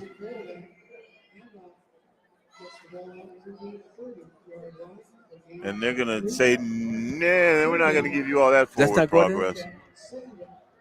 A familiar face to the Rainier Avenue Radio family tuning in, Def Chef, who's been catering a lot of Rainier Avenue Radio events lately. Check that roster, Tony. It's number 12, correct? Quarterback. Number 12 is Chance Guadez.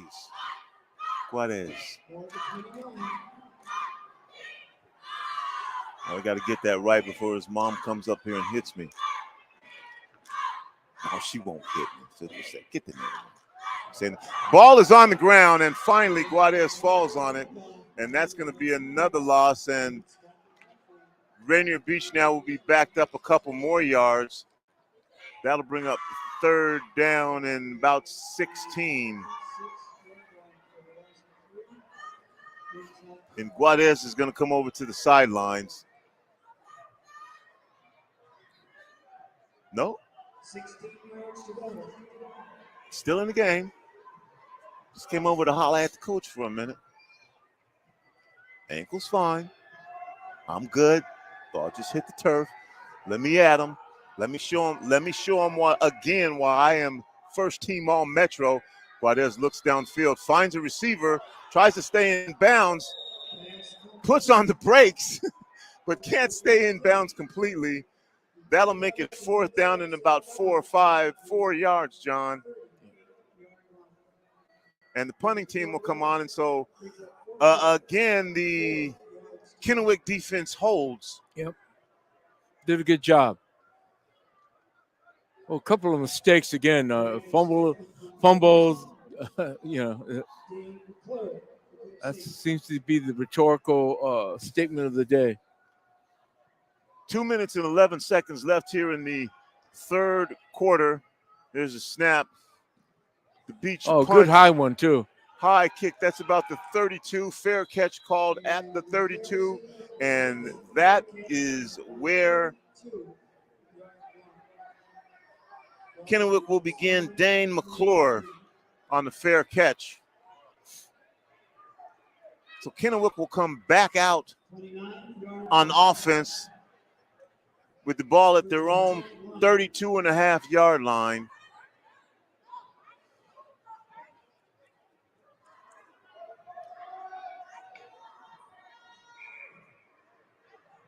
$67.5 yards to go for a first down.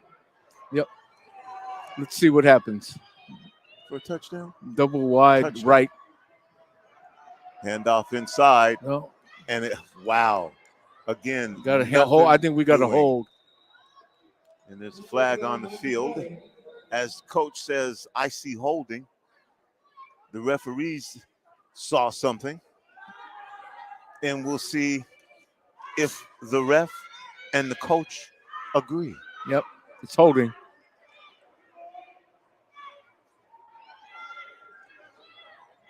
And holding it is. Luckily, there wasn't a burger on the line for me on that one. And that'll back Kennewick up. Yep. Well, you got to hand it to Kennewick. They're going to stay with their. Looks like they're going to stay with their game plan. They're going to try to again run the ball. Set up the pass with the run. 1st and 20. Rainier Beach up 7-0. Double wide outs. Ambrose Driver looks downfield, drops a pass off complete. And that'll pick up about eight or nine, yeah. And the Beach player running, limping off the field might be a cramp.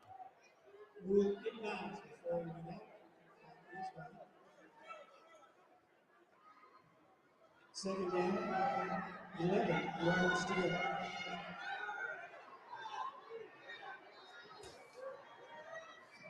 That was Caleb Presley running over to the sideline. Driver back. Receiver catches the ball.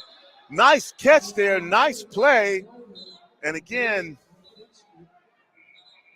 Dave Wasinski with another fine reception, but another flag down. We got two flags down. One, I think maybe it could, I don't know. It could be pass interference downfield, but it could be roughing the passer. Roughing the passer upfield. We'll see. Either way, I think it's going to be going against Rainier Beach. And if it's roughing the passer, John, that is the big ticket. Yeah.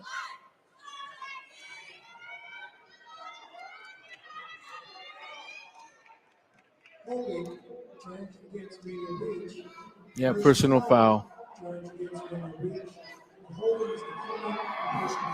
And they do call the personal foul on Beach back in the area, John, where you said the quarterback may have been accosted. Oh, yeah. He took a shot.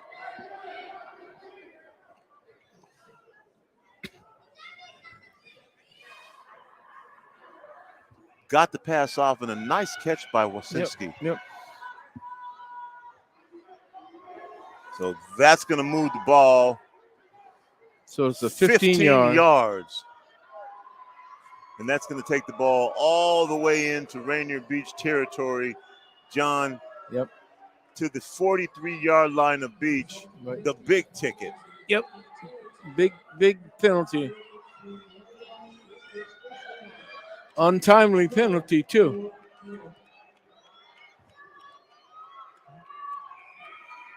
They're setting up with a triple receivers left. One back and again, back in the backfield. Driver hands off Direct inside handoff. to Roberts. No, it just, and Roberts they're not picks up getting a much couple. push. They're not getting much push on the line of scrimmage at Kennewick. Now you got about a minute left in this quarter. That'll be a pickup of 2, make it 2nd and 8 from the 42-yard line of Rainier Beach. Kennewick on the move, 44 seconds to go in this quarter. 13 on the field clock. Driver with 3 receivers to the left. Almost mishandles the snap. Keeps the ball, turns upfield. Going to be short of the first down, but a nice pickup of about 6 yards. Turns it into a manageable 3rd and about 2. And I don't know if we'll get another playoff or maybe 3rd and 3. Somewhere around there, 3rd and 3 in this quarter. We've got 14 seconds left, and Kennewick doesn't appear to be in a hurry. So we've got 5 seconds left in the quarter, John. 18 on the field clock, down to 1, triple zeros. Quarter. That's it. Yep. After 3 quarters of play, Beach gets on the scoreboard a 50-yard completion from Chance Guadez, who comes in the game and fires a shot. Then Scott Trage Humphrey does the rest from the 1-yard line.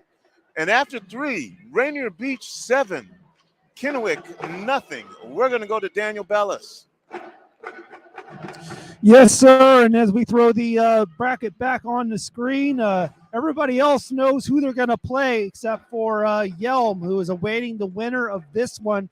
Yelm Tornadoes, top seeded, will host whoever wins this game, either Friday or Saturday, depending on when Yelm announces their game schedule. Also, Lincoln will host the Bellevue Wolverine, defending champions, either Friday or Saturday. And then both Metro squads will host, more than likely from Memorial Stadium, either Friday or Saturday. O'Day hosting Stanwood, and Eastside Catholic hosting the Westco champion Ferndale Golden Eagles. We do have somebody in the comments who has said that the O'Day game will occur on Saturday at 1 p.m., but the Metro website says to be announced. So you can do with that what you want. All right, back to live action here. Kennewick with the ball on the 36-yard line. And Driver on the quarterback keeper, still on his feet, gets the first down, still on his feet. Driver still on his feet.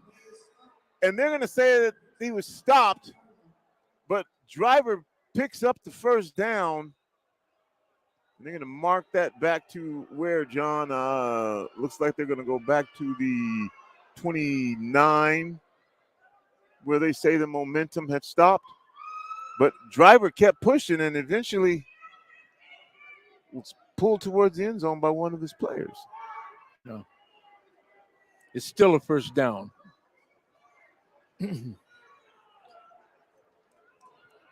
So here we go. This is it. The final quarter, winner takes all. Kennewick Lions from Eastern Washington versus the Rainier Beach Vikings, the Beach Boys from the Metro League here in Western Washington. Triple receivers left. One back. Oh, Driver gets a snap. Driver has a receiver down there. He's open. Intercepted by Beach. Ball was underthrown a little bit. And the Kennewick player did not respond. The Beach player played it perfectly and came up with the interception, and so ends the Kennewick threat. Ball down at the 1 yard line.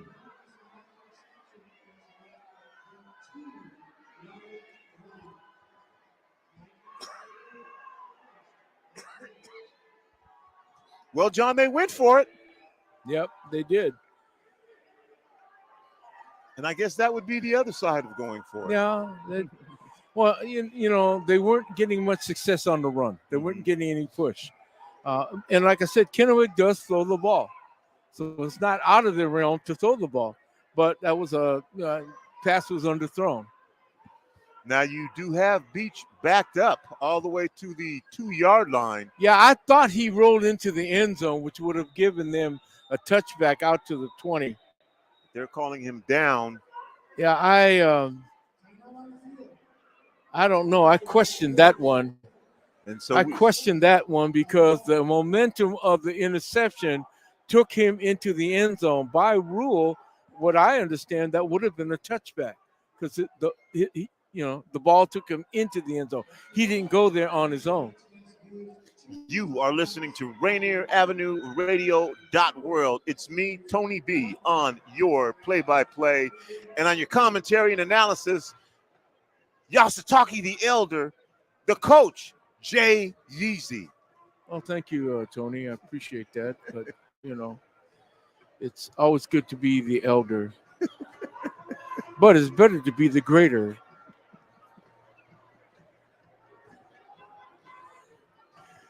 John Yasutaki, you can catch him on Rainier Avenue Radio at 6 o'clock on Thursdays with Seattle Here and Now, and a new show in partnership with Brenda Charles. What was that? Brenda Charles, right? What's Cooking in Columbia City? In Columbia City. Yeah. Yes. 9:30 on Thursday evenings. There's our colleague, Edwin Bailey, out there. And so Beach hands the ball off to Humphrey. Oh, nice run. And Humphrey brings it out to about the 7 yard line for a little breathing room.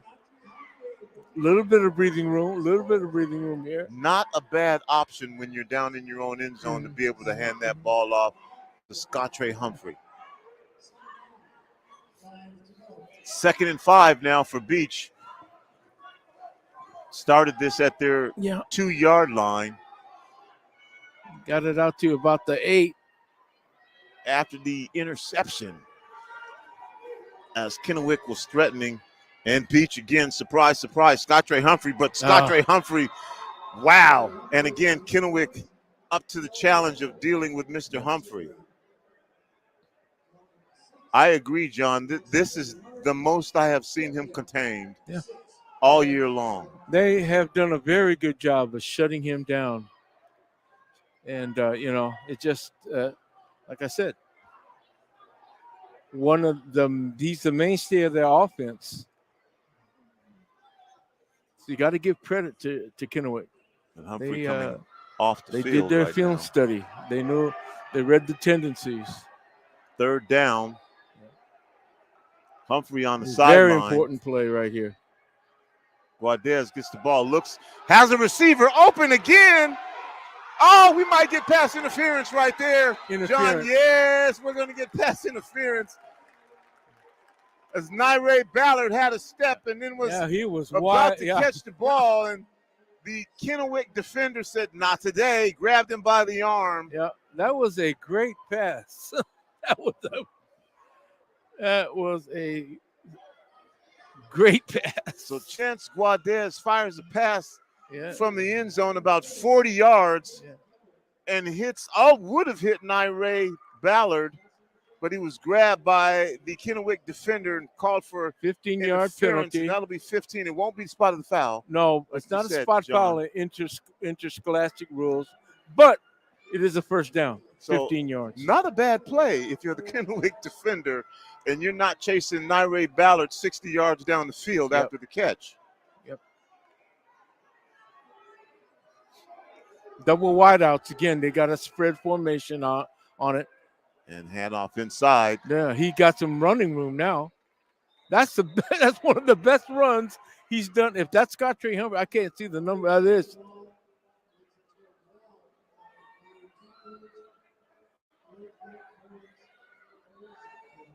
That's one of the better runs, period.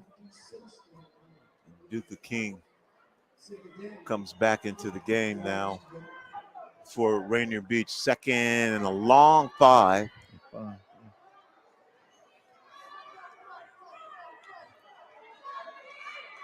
Guadez in the shotgun. Double wide again, motion right. And they give it to Caleb Presley Motion on the left jet lane. screen. Presley. Pretty close. Pretty close to the first down. Might be a little short.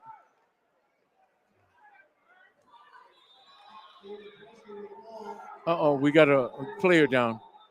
Kennewick player down.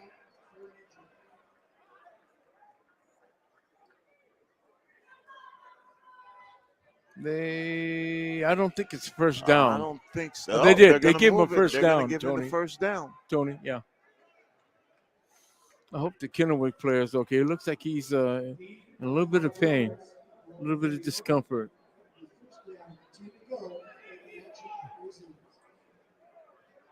So a first down for Rainier Beach on the 31-yard line. Rainier Beach with a 7-0 lead. 9:03 here to go in the game. And you are listening again to Rainier Avenue Radio, our coverage of Washington State Interscholastic Activities Association playoff football. This is the 6th team. We'll be down to 8 next week. And then we'll have the Final Four. From there, we'll have the championships. In order to make it, one of these teams is going to win, and then for their success, they're going to have to play number 1 3A team in the state, Yelm. Where's Yelm, John? Where's Yelm? Where's Yelm? It's in Thurston County. Thurston County. I think south of Olympia or southeast of Olympia, something like that. All I know is it's a 4-letter word. A good 4-letter word, ladies and gentlemen. I got a Yasataki question for you. Sure. Which member of the Holden family, the musical Holden family, in Seattle, was playing with Jelly Roll Morton? Did I actually come up with a question? Jelly Roll Morton? Yeah. That's got to be Papa Holden. Yeah. What's his name? Because Jelly Roll Morton we're talking about some serious back in time. You remember the name, John? Huh? You're right, but do you remember the name of the Papa Holden? What's his name? Oh, what's his name? I think you're right. You got it most of the way. You took it down to the 5-yard line, but his name, Papa Holden, the first name? I think so. Yeah. What's his first name? I don't know. Yeah, you got me. You're stupefying me. Are you serious? Ladies and gentlemen, Tony Benton has actually stupefied me. It won't be the last time either. John knows all of the answers to all of these things. I can't believe I don't know them all, John. But you're right. At the end of the day, you're right. You just didn't thank get you. the first name. Yeah, let's give a hand, ladies and gentlemen, to the Kennewick player. He looked like he was in serious. We're gonna throw the map on real quick. Yelm is right next to Olympia and Tumwater, if you can see right there off the I-5 corridor between Fort Lewis and Lacey. Southeast.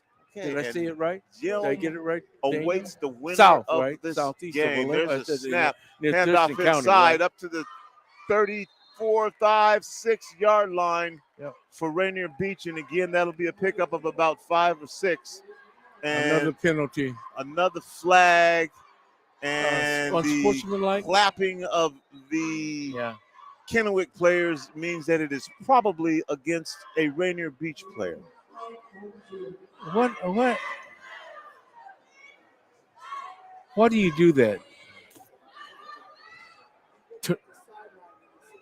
Taunting? I don't understand that. I don't understand that, ladies and gentlemen.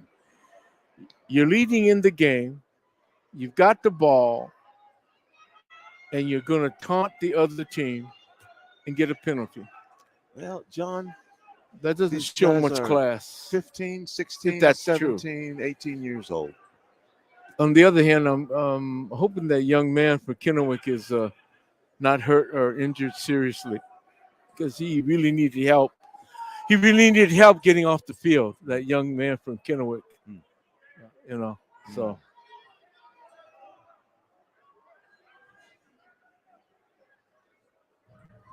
Sly Fam says, let them know, John.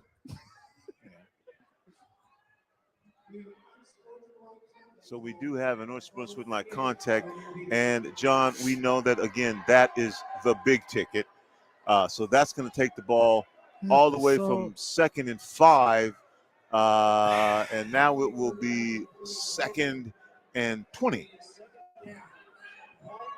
Okay. That, I don't know. The math adds up. 2nd and 20. Guadez looks to the right side. Again, same play. Overthrows his receiver, Naire Ballard, a little bit. And then a couple of young players back there. Brady Matson was back there. Or either that was Andrew Breedlove. One of the two. I think that was Breedlove. Both are listed as number 2 on the roster that I have.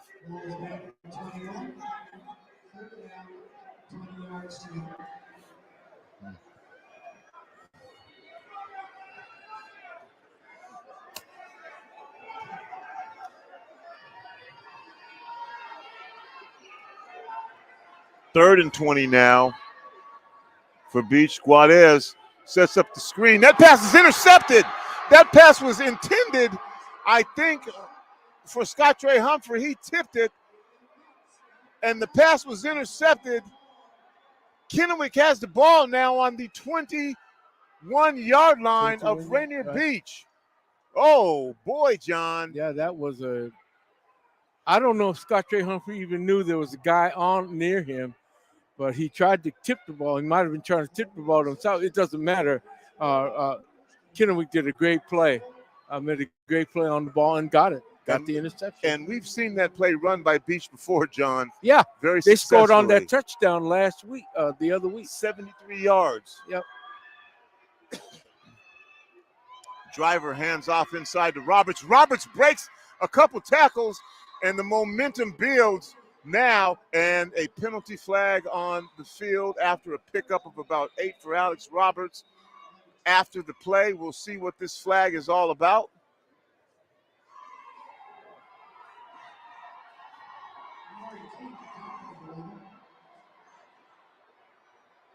And again, the referees will talk about it, but not for very long. No, they'll talk about it again. They had to be after the play. What did you have? Could be a dead ball foul. I smell chicken on your breath. I couldn't see exactly what was going on. What are you doing after the game? Yeah, I don't know. We only do one game. It's the playoffs. Nice day out. What did you call? I forgot. We'll make something up. Okay. No, that wasn't the conversation.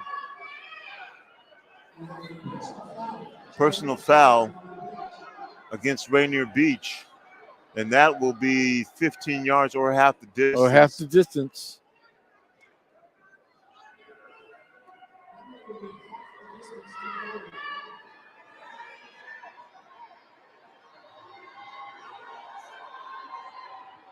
And so that'll put the ball on the 7-yard line now. And that Beach defense is going to be tested. And if you're a Kennewick fan, you've got a pretty big opportunity here. And I think that we will get a timeout with 8:05 left in the game. Rainier Beach 7, Kennewick Lions 0. Daniel Bellis, do we have any updates? Just the comments continue to pour in. We appreciate everyone who's continuing to show love for their teams, Kennewick and the fans, and also the Rainier Beach fans, and also the Yelm fans are waiting to see who they're going to play. We do want to say just really simple, make sure that your conversation is at least civil. Otherwise, we'll have to do something that a lot of high school fans know about is timeout. And you know what? I do appreciate it. And again, Daniel, is if you'd like to, we do these games and we bring these games to you for free. And so we rely on your donations. So if you'd like to make a donation to Venmo at Rainier Avenue Radio, we would appreciate it. Once again, it's on our screen, Venmo at Rainier Avenue Radio. You know, make it $10, Okay, make it tight $20, line. so you can make that Triple. for $100. You can donate $1,000. Triple right, set We'll take up that on a if you'll give it shotgun. to us. And it's quarterback. driver around the right side. Driver is corralled by Rainier Beach players, still standing. But again, I'm going to belabor that point. Hey, you know, we do this because we want to bring these games to you for free. So Actually, send no us a game. donation at Venmo at Rainier Avenue Radio. That's Venmo at Rainier Avenue Radio. $5, $10, $20, $100, $1,000. If you just won the lottery, give us $100,000. And if you're Yale fans, I bet you hope that we are doing your game next week so you can have your broadcast on Rainier Avenue Second and Radio. goal on the 7. Driver over the left side. Driver driving down to the end zone. Stopped at about the 4-yard line, maybe the 3. And that'll bring up third down now. Third down and about 3 or 4 to go. And ball will sit in between the 4 and the 5-yard line. And so, again, the Beach defense trying to hold the Kennewick offense out of the end zone. Kennewick looking to get points on the board in the red zone. Another opportunity for them.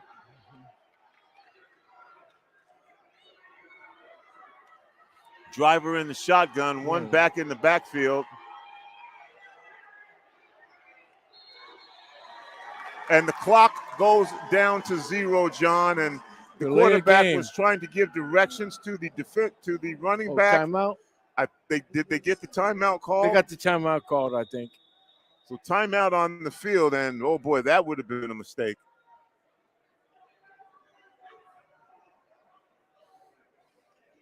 The field clock was down to 0, and Ambrose Driver was trying to get his players positioned correctly. Yeah. The tailback, and he kept waving him to move up, and the guy was just standing there. So we don't know what happened there, communication-wise. Third down, goal to go. On the 4.5. Yep. Rainier Avenue Radio live from Leon H. Brigham Field. Saturday night under the lights, Memorial Stadium, WIAA State Championship Football. Kennewick 0, Rainier Beach 7. Kennewick threatening from the 4.5-yard line. Ambrose Driver in the shotgun, keeps it himself. Driver trying to get into the end zone. I think he does, John. He's close. He's in. Touchdown for Kennewick, and flags fly in the air. Wow. 2 flags go up. Kennewick gets into the end zone, so I think those flags came after the touchdown. We probably have another dead ball call. It was clearly after the touchdown was scored. So it's got to be a dead ball foul, if anything, if it's called. And right now, Rainier Beach, well, they in front 7-6. Yeah, they penalized themselves into giving Kennewick that position to score a touchdown based on these silly penalties, unfortunately.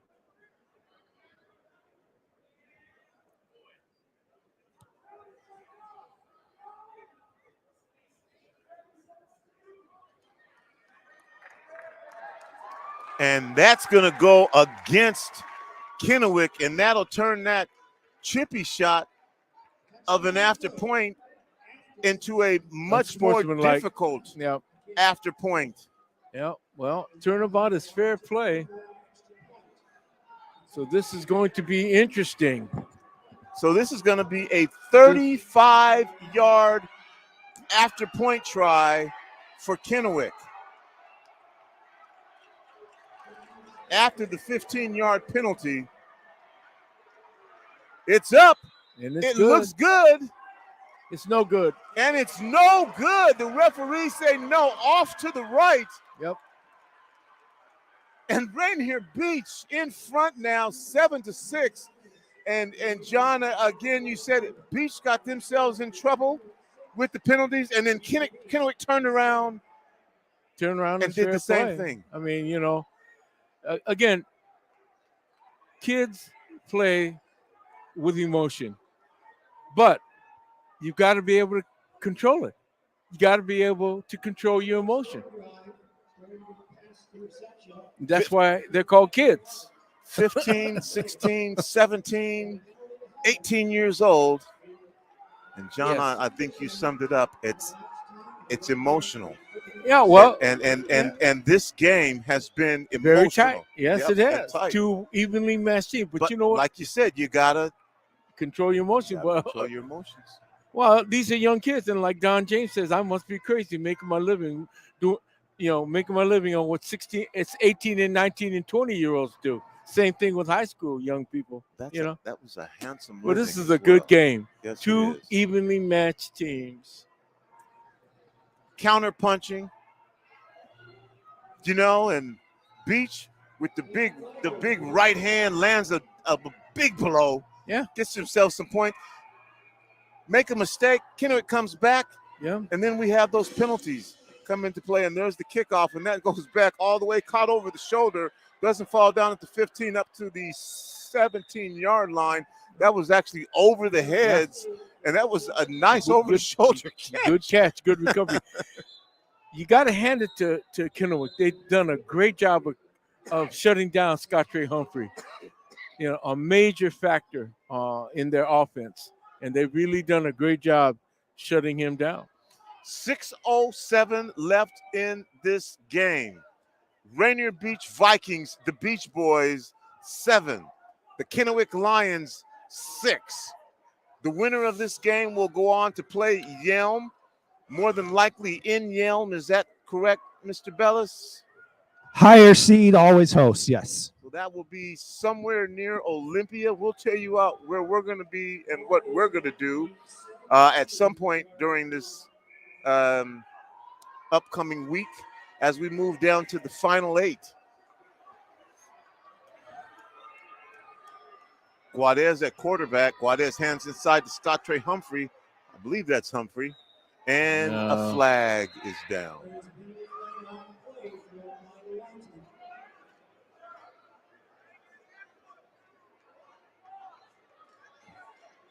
Holding. That's not going to help the Beach cause.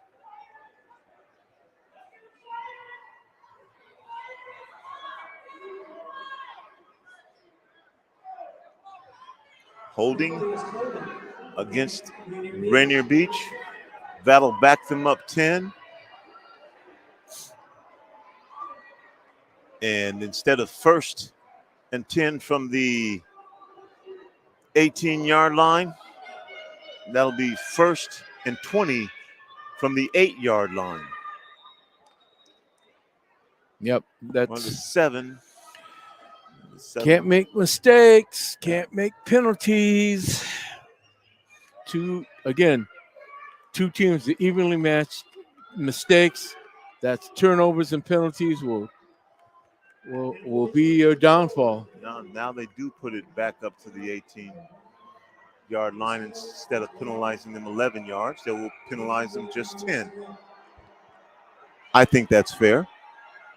Guadez in the backfield, looking downfield, looks to the right again, goes for everything and overshoots his receiver, and Guadez threw that ball 49 yards in the air.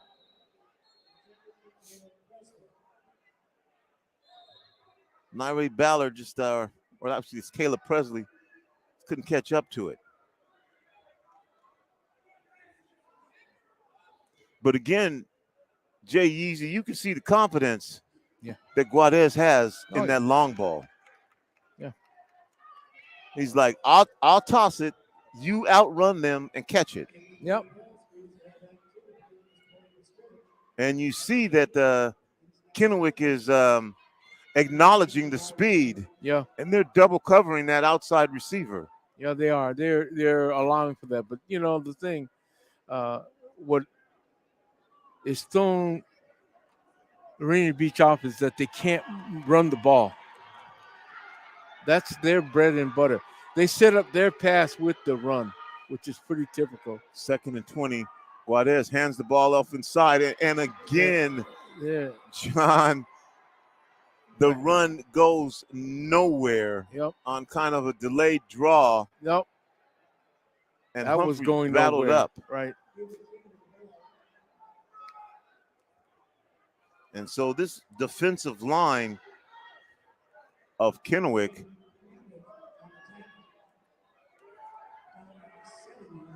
big number 54, Parker Kemp, is a freshman nose guard. Or no, that's Nathan Nappip, 6'7", 260 pounds. And then also Nick Taylor. Guadez throwing from the end zone, has a receiver open, the catch is made. That'll be up to the 22-yard line. So that'll give them a little breathing room from being punting in the end zone. But 4th down, I don't think they're going to go for it on their own 21-yard line with only a 1-point lead and the momentum in favor of Kennewick. 4:51 left in the game. Beach forced to punt. Yep. Kennewick back to receive at the 47-yard line.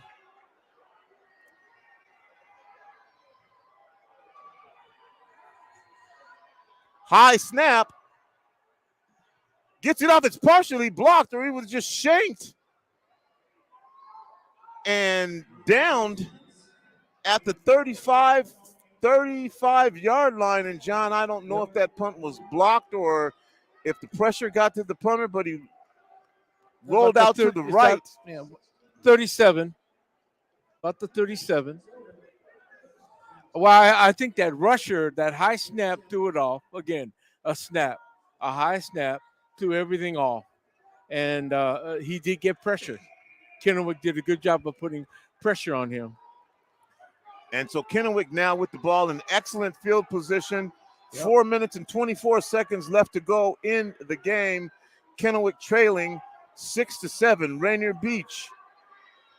And the ball handed off inside to Parker. Parker with tough yards inside. And John Parker continues to pick up that 2, 3, 4 yards inside.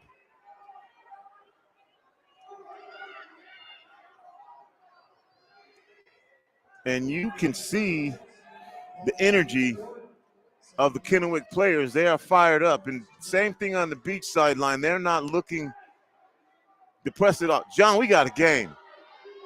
Yep. Well, this could be it. This could be the game-winning or losing drive. Ambrose driver in a shotgun. Again inside to Roberts. Roberts bottled up again, and the Beach defense again holds Robert to either short gain or no gain. Maybe 1 yard, Tony. So we're at third and about 7, third and about 6. Third and about 6. Big third down here for Kennewick at the Rainier Beach 33-yard line. If they don't get any yards on this play, that would be about a 50-yard field goal for the lead. And we've seen him hit one from 35 with yards to spare. There's a snap. Rolling to the right side. Driver has a receiver open at the 30. First down to about the 25-yard line. Kennewick with a big pickup on third down there, and they're going to move the chains. 2:52 while they move the chains, and now the clock starts rolling again. Ball on the 26-yard line. 2:43 to go in the game. First down for Kennewick. You got triple stack on the left side. Hands the ball to Alex Roberts. Fights his way through again for a pickup again of about 4, maybe 5 yards. Yep. And it looks like Kennewick has one timeout left. So they may be positioning for a field goal and Second. not anything else. 2nd and 5, 2 minutes, 10 seconds, no 2-minute warning in high school football. And John, you may be absolutely right about that. I wouldn't put a Big Mac betting against you. And there's the pass, caught and immediately hit, and the clock will continue to run. The clock will stop if the ball goes out of bounds. And I think that was shy of the first down.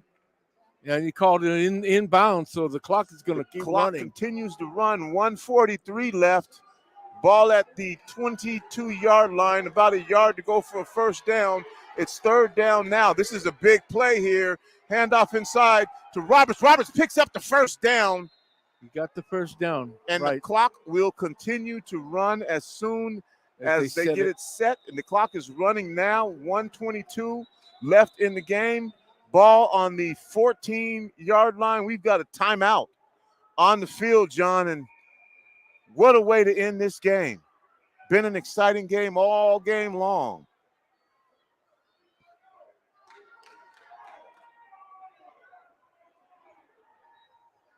So minute 20. Kennewick does have one timeout left. And my thinking is they're going to try to play safe and try to at least maintain a position to be able to kick a field goal and not try to take any chances throwing the ball. They take the clock back up to 1:25 as it continued to First run and before 10. they got it set. Now the clock will run. Handoff inside, and Beach stacks up Roberts for a loss back to the 20. That'll take it back to the 20, and that'll bring up 4th down. Or no, wait a minute, 2nd down. They picked up the first down. Yeah. 2nd down. That'll bring up 2nd down now, and they give it to the 17, 18-yard line. 56 seconds, 55 seconds left in the game. Driver looking downfield. Driver throws it away. Nobody there. Driver just got rid of it, threw the ball out of bounds. That'll stop the clock with 46 seconds left. Boy, he got smacked. They came in on him. They gave him as they say, a bum's rush. He was lucky to get the ball off and not take a loss. Ball at the 18-yard line, 3rd down, 18 yards to go for a touchdown. 14 for a first down. Right. I don't know what the range of the kicker is, but you're talking about a 40-yarder. And we're going to have a timeout. Yep, that's their last timeout. 46 seconds left to go in the game. John, and it comes down to this. Kennewick has the ball on the 18-yard line, trailing 7-6. Winner moves on to face Yale. The loser goes home. Well, I don't know. That's a pretty unenviable task to play the number 1 team, Yelm. But, hey, you compete. You play to win. You play the game. That's why you play the game. I'm thinking in terms of strategy, you got 46 seconds left, no timeout.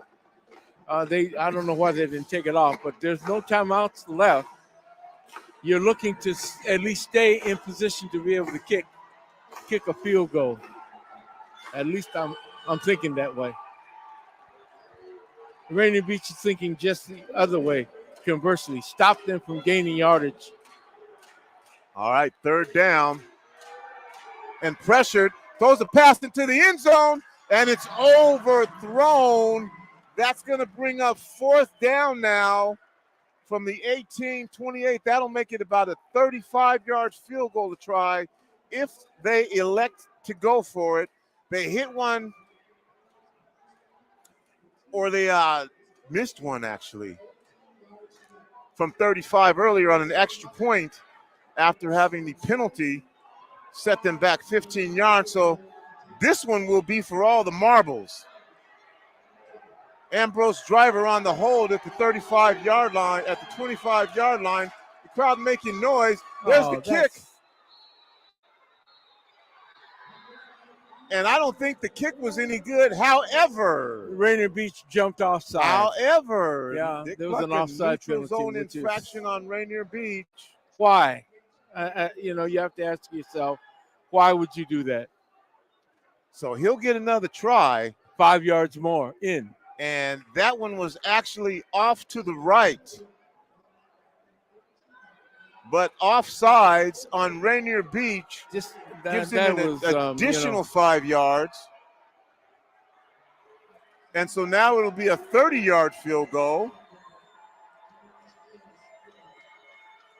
Oh, boy. Once again, a Rainier Beach player jumps off sides. Well, this is a doable field goal, Tony. And from being a 35-yard field goal, John, now we're going to have a 25-yard field goal. Well, you make that kind of a mistake, and that costs you the game. 37 seconds left in the game. Yep. 25-yard field goal, almost center cut. There's the kick. It looks good. It is good. The referees confirm Kennewick on top now, 9-7, as Rainier Beach, after a couple of penalties, turns 35-yard field goal into a 25-yard field goal. The first one, John, they actually missed. Yes. And that's unfortunate, but you shoot yourself in the foot, then you shoot yourself in the other foot. That was, like I said, it's unfortunate, hey? But, they made the kick. Kennewick kicked the ball. They made the kick. Well, the thing about it, if you're a Kennewick fan, Beach has 33 seconds left, and they can score from anywhere on the field, and they've done it before. All they need is about 60 yards and kick a field goal themselves, How many timeouts does Beach have left? Hey, John, how many timeouts does Beach have left? 0. Yeah. Both teams have 0 timeouts. Okay, Coach, what do? Do you kick the ball on the ground, squib kick, or you kick this up in the air? No, you can't, because that team can get the ball in a good – you don't want to give them field position. You want to kick them as deep as you can. Yeah, see? And that's exactly you want to kick it as deep as you can. Ball fielded at the 15-yard line, flipped over now at the 15 to 20. He's got some room at the 40, out to 50, at the 48. Rainier Beach is in business. We said they can score with that quickness from anywhere on the field. What are the odds now, you think, of Chance Guadez pitching that ball downfield? They only need 30 yards to get within field goal range. We know Guadez can throw the ball that far and accurately, They are at the 50-yard line, Beach, with 27 seconds left to go in this game. Chance Guadez, Naire Ballard on this side of the field. There's a snap looking for Ballard, and Guadez throws the ball into the ground, and Guadez obviously limping, John, on that injured left ankle. Second down.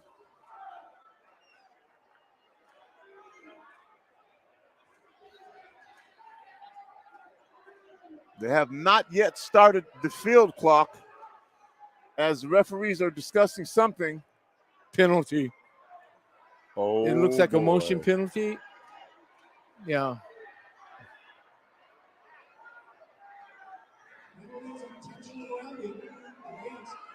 And they call intentional grounding, John, on Chance Guadez. So that's going to be a penalty and loss of down.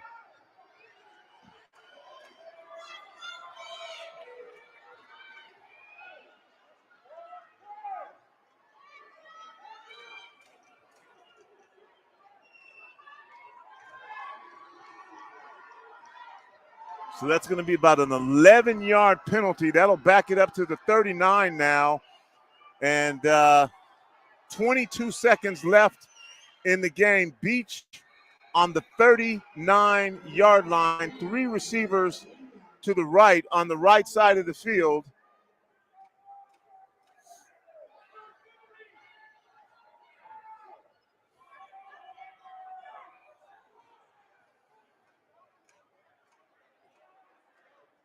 And so let's not forget that it's second down, and with 22 seconds left, they still need 21 yards for a first down. Yeah.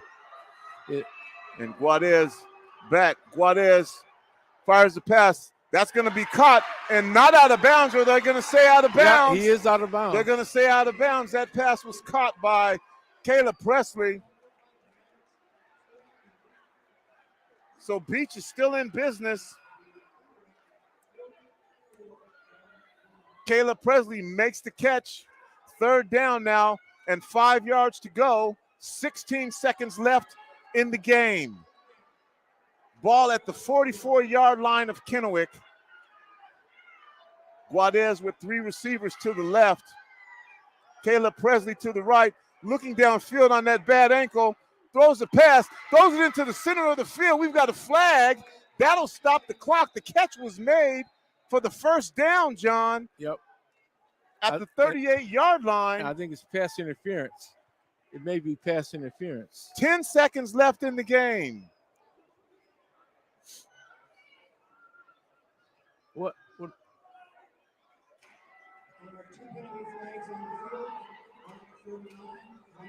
Offsetting penalties, if there's one on each side. I didn't see the other one.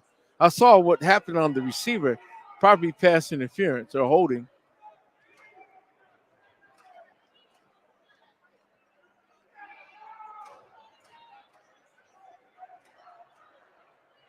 Well, it looks like they're marking this off against Beach, so.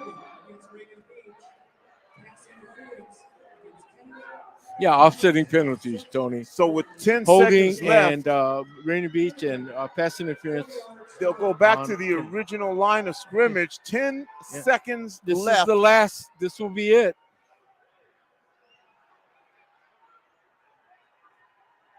Ball at the 44. Rushing 3.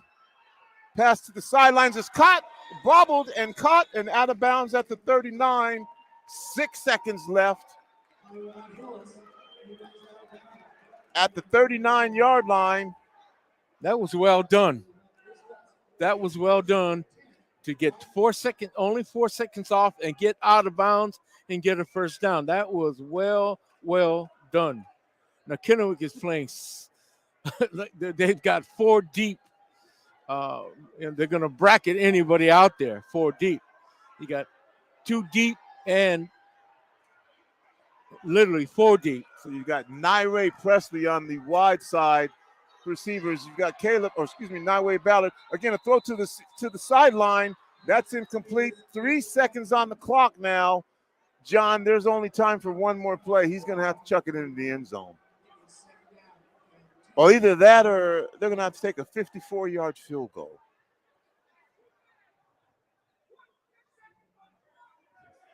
And the ref is coming over. And we've got a call against the Rainier Beach Vikings.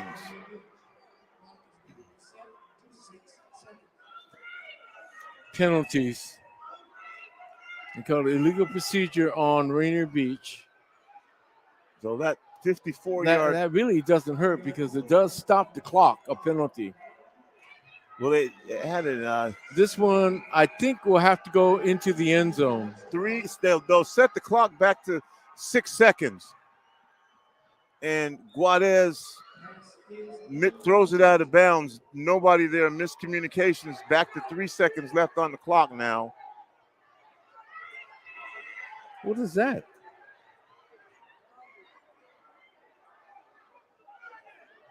And we've got a flag. There was nobody in the area, but I think that was. Yeah, no, they're going to waive it. Okay, Miscommunication. no penalty flag, no penalty. Okay.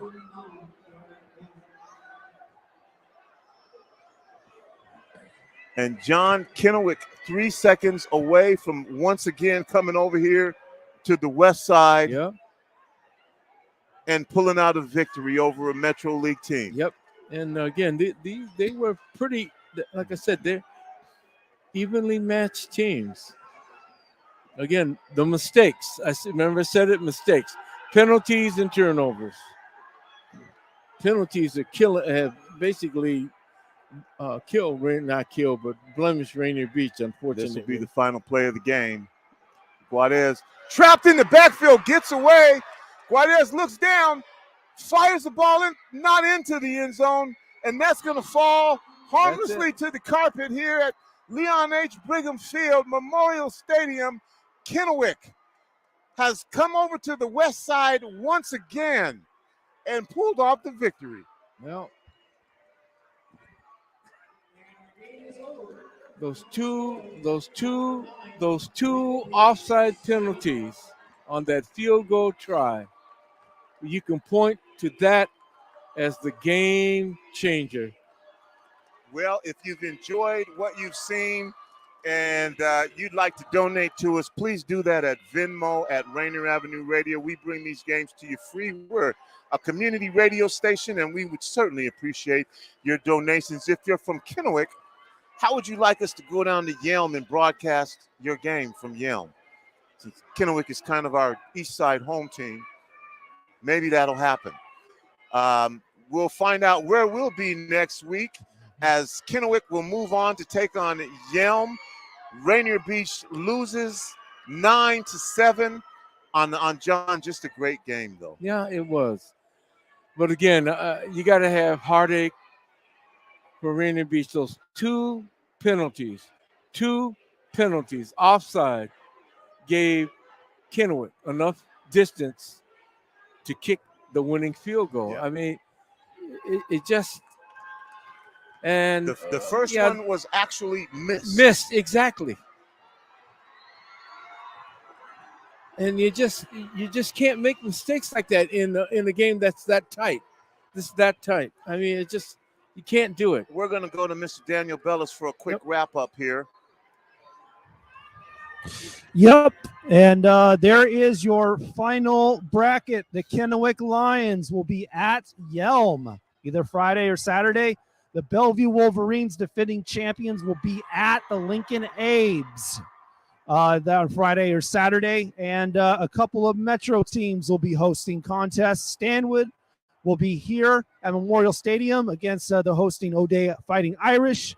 And Ferndale will be here at Memorial Stadium playing against Eastside Catholic. Those games should be either Friday or Saturday, depending on when we get an announcement from Metro League or Memorial Stadium on when things will be. Will we cover one of those 4 games, maybe 2 of them? But you'll find out if you follow us on our Facebook and our YouTube channels at Rainier Avenue Radio, and you can follow us there. There are 3 undefeated teams moving into that final 8, by the way. Eastside Catholic, Yelm, and Lincoln, all undefeated moving into that final 8. Interesting. All right. Well, we've enjoyed bringing you this game. Our earlier game, 29-0, Eastside Catholic defeats Spanaway Lake. Thanks to Yasutake the Younger, Mike, for a great job during that game. And game 2, Rainier Beach, Kennewick. Kennewick prevails 9-7. Big thanks to the other twin, 2 minutes older, John the Elder Yasutake. Thank you. Thank you. And Rainier Beach fans thanking us for a great season. We'll continue on all the way through the WIAA championships. Thanks again to CEO Evans on the camera. Thanks to Daniel Bellis producing and then also updates. That's it. And it's me, Tony B, on behalf of the crew. We will see you next week for more exciting Metro League. Whoa, this is state championship action with a couple of Metro teams still involved. Take care. Be safe.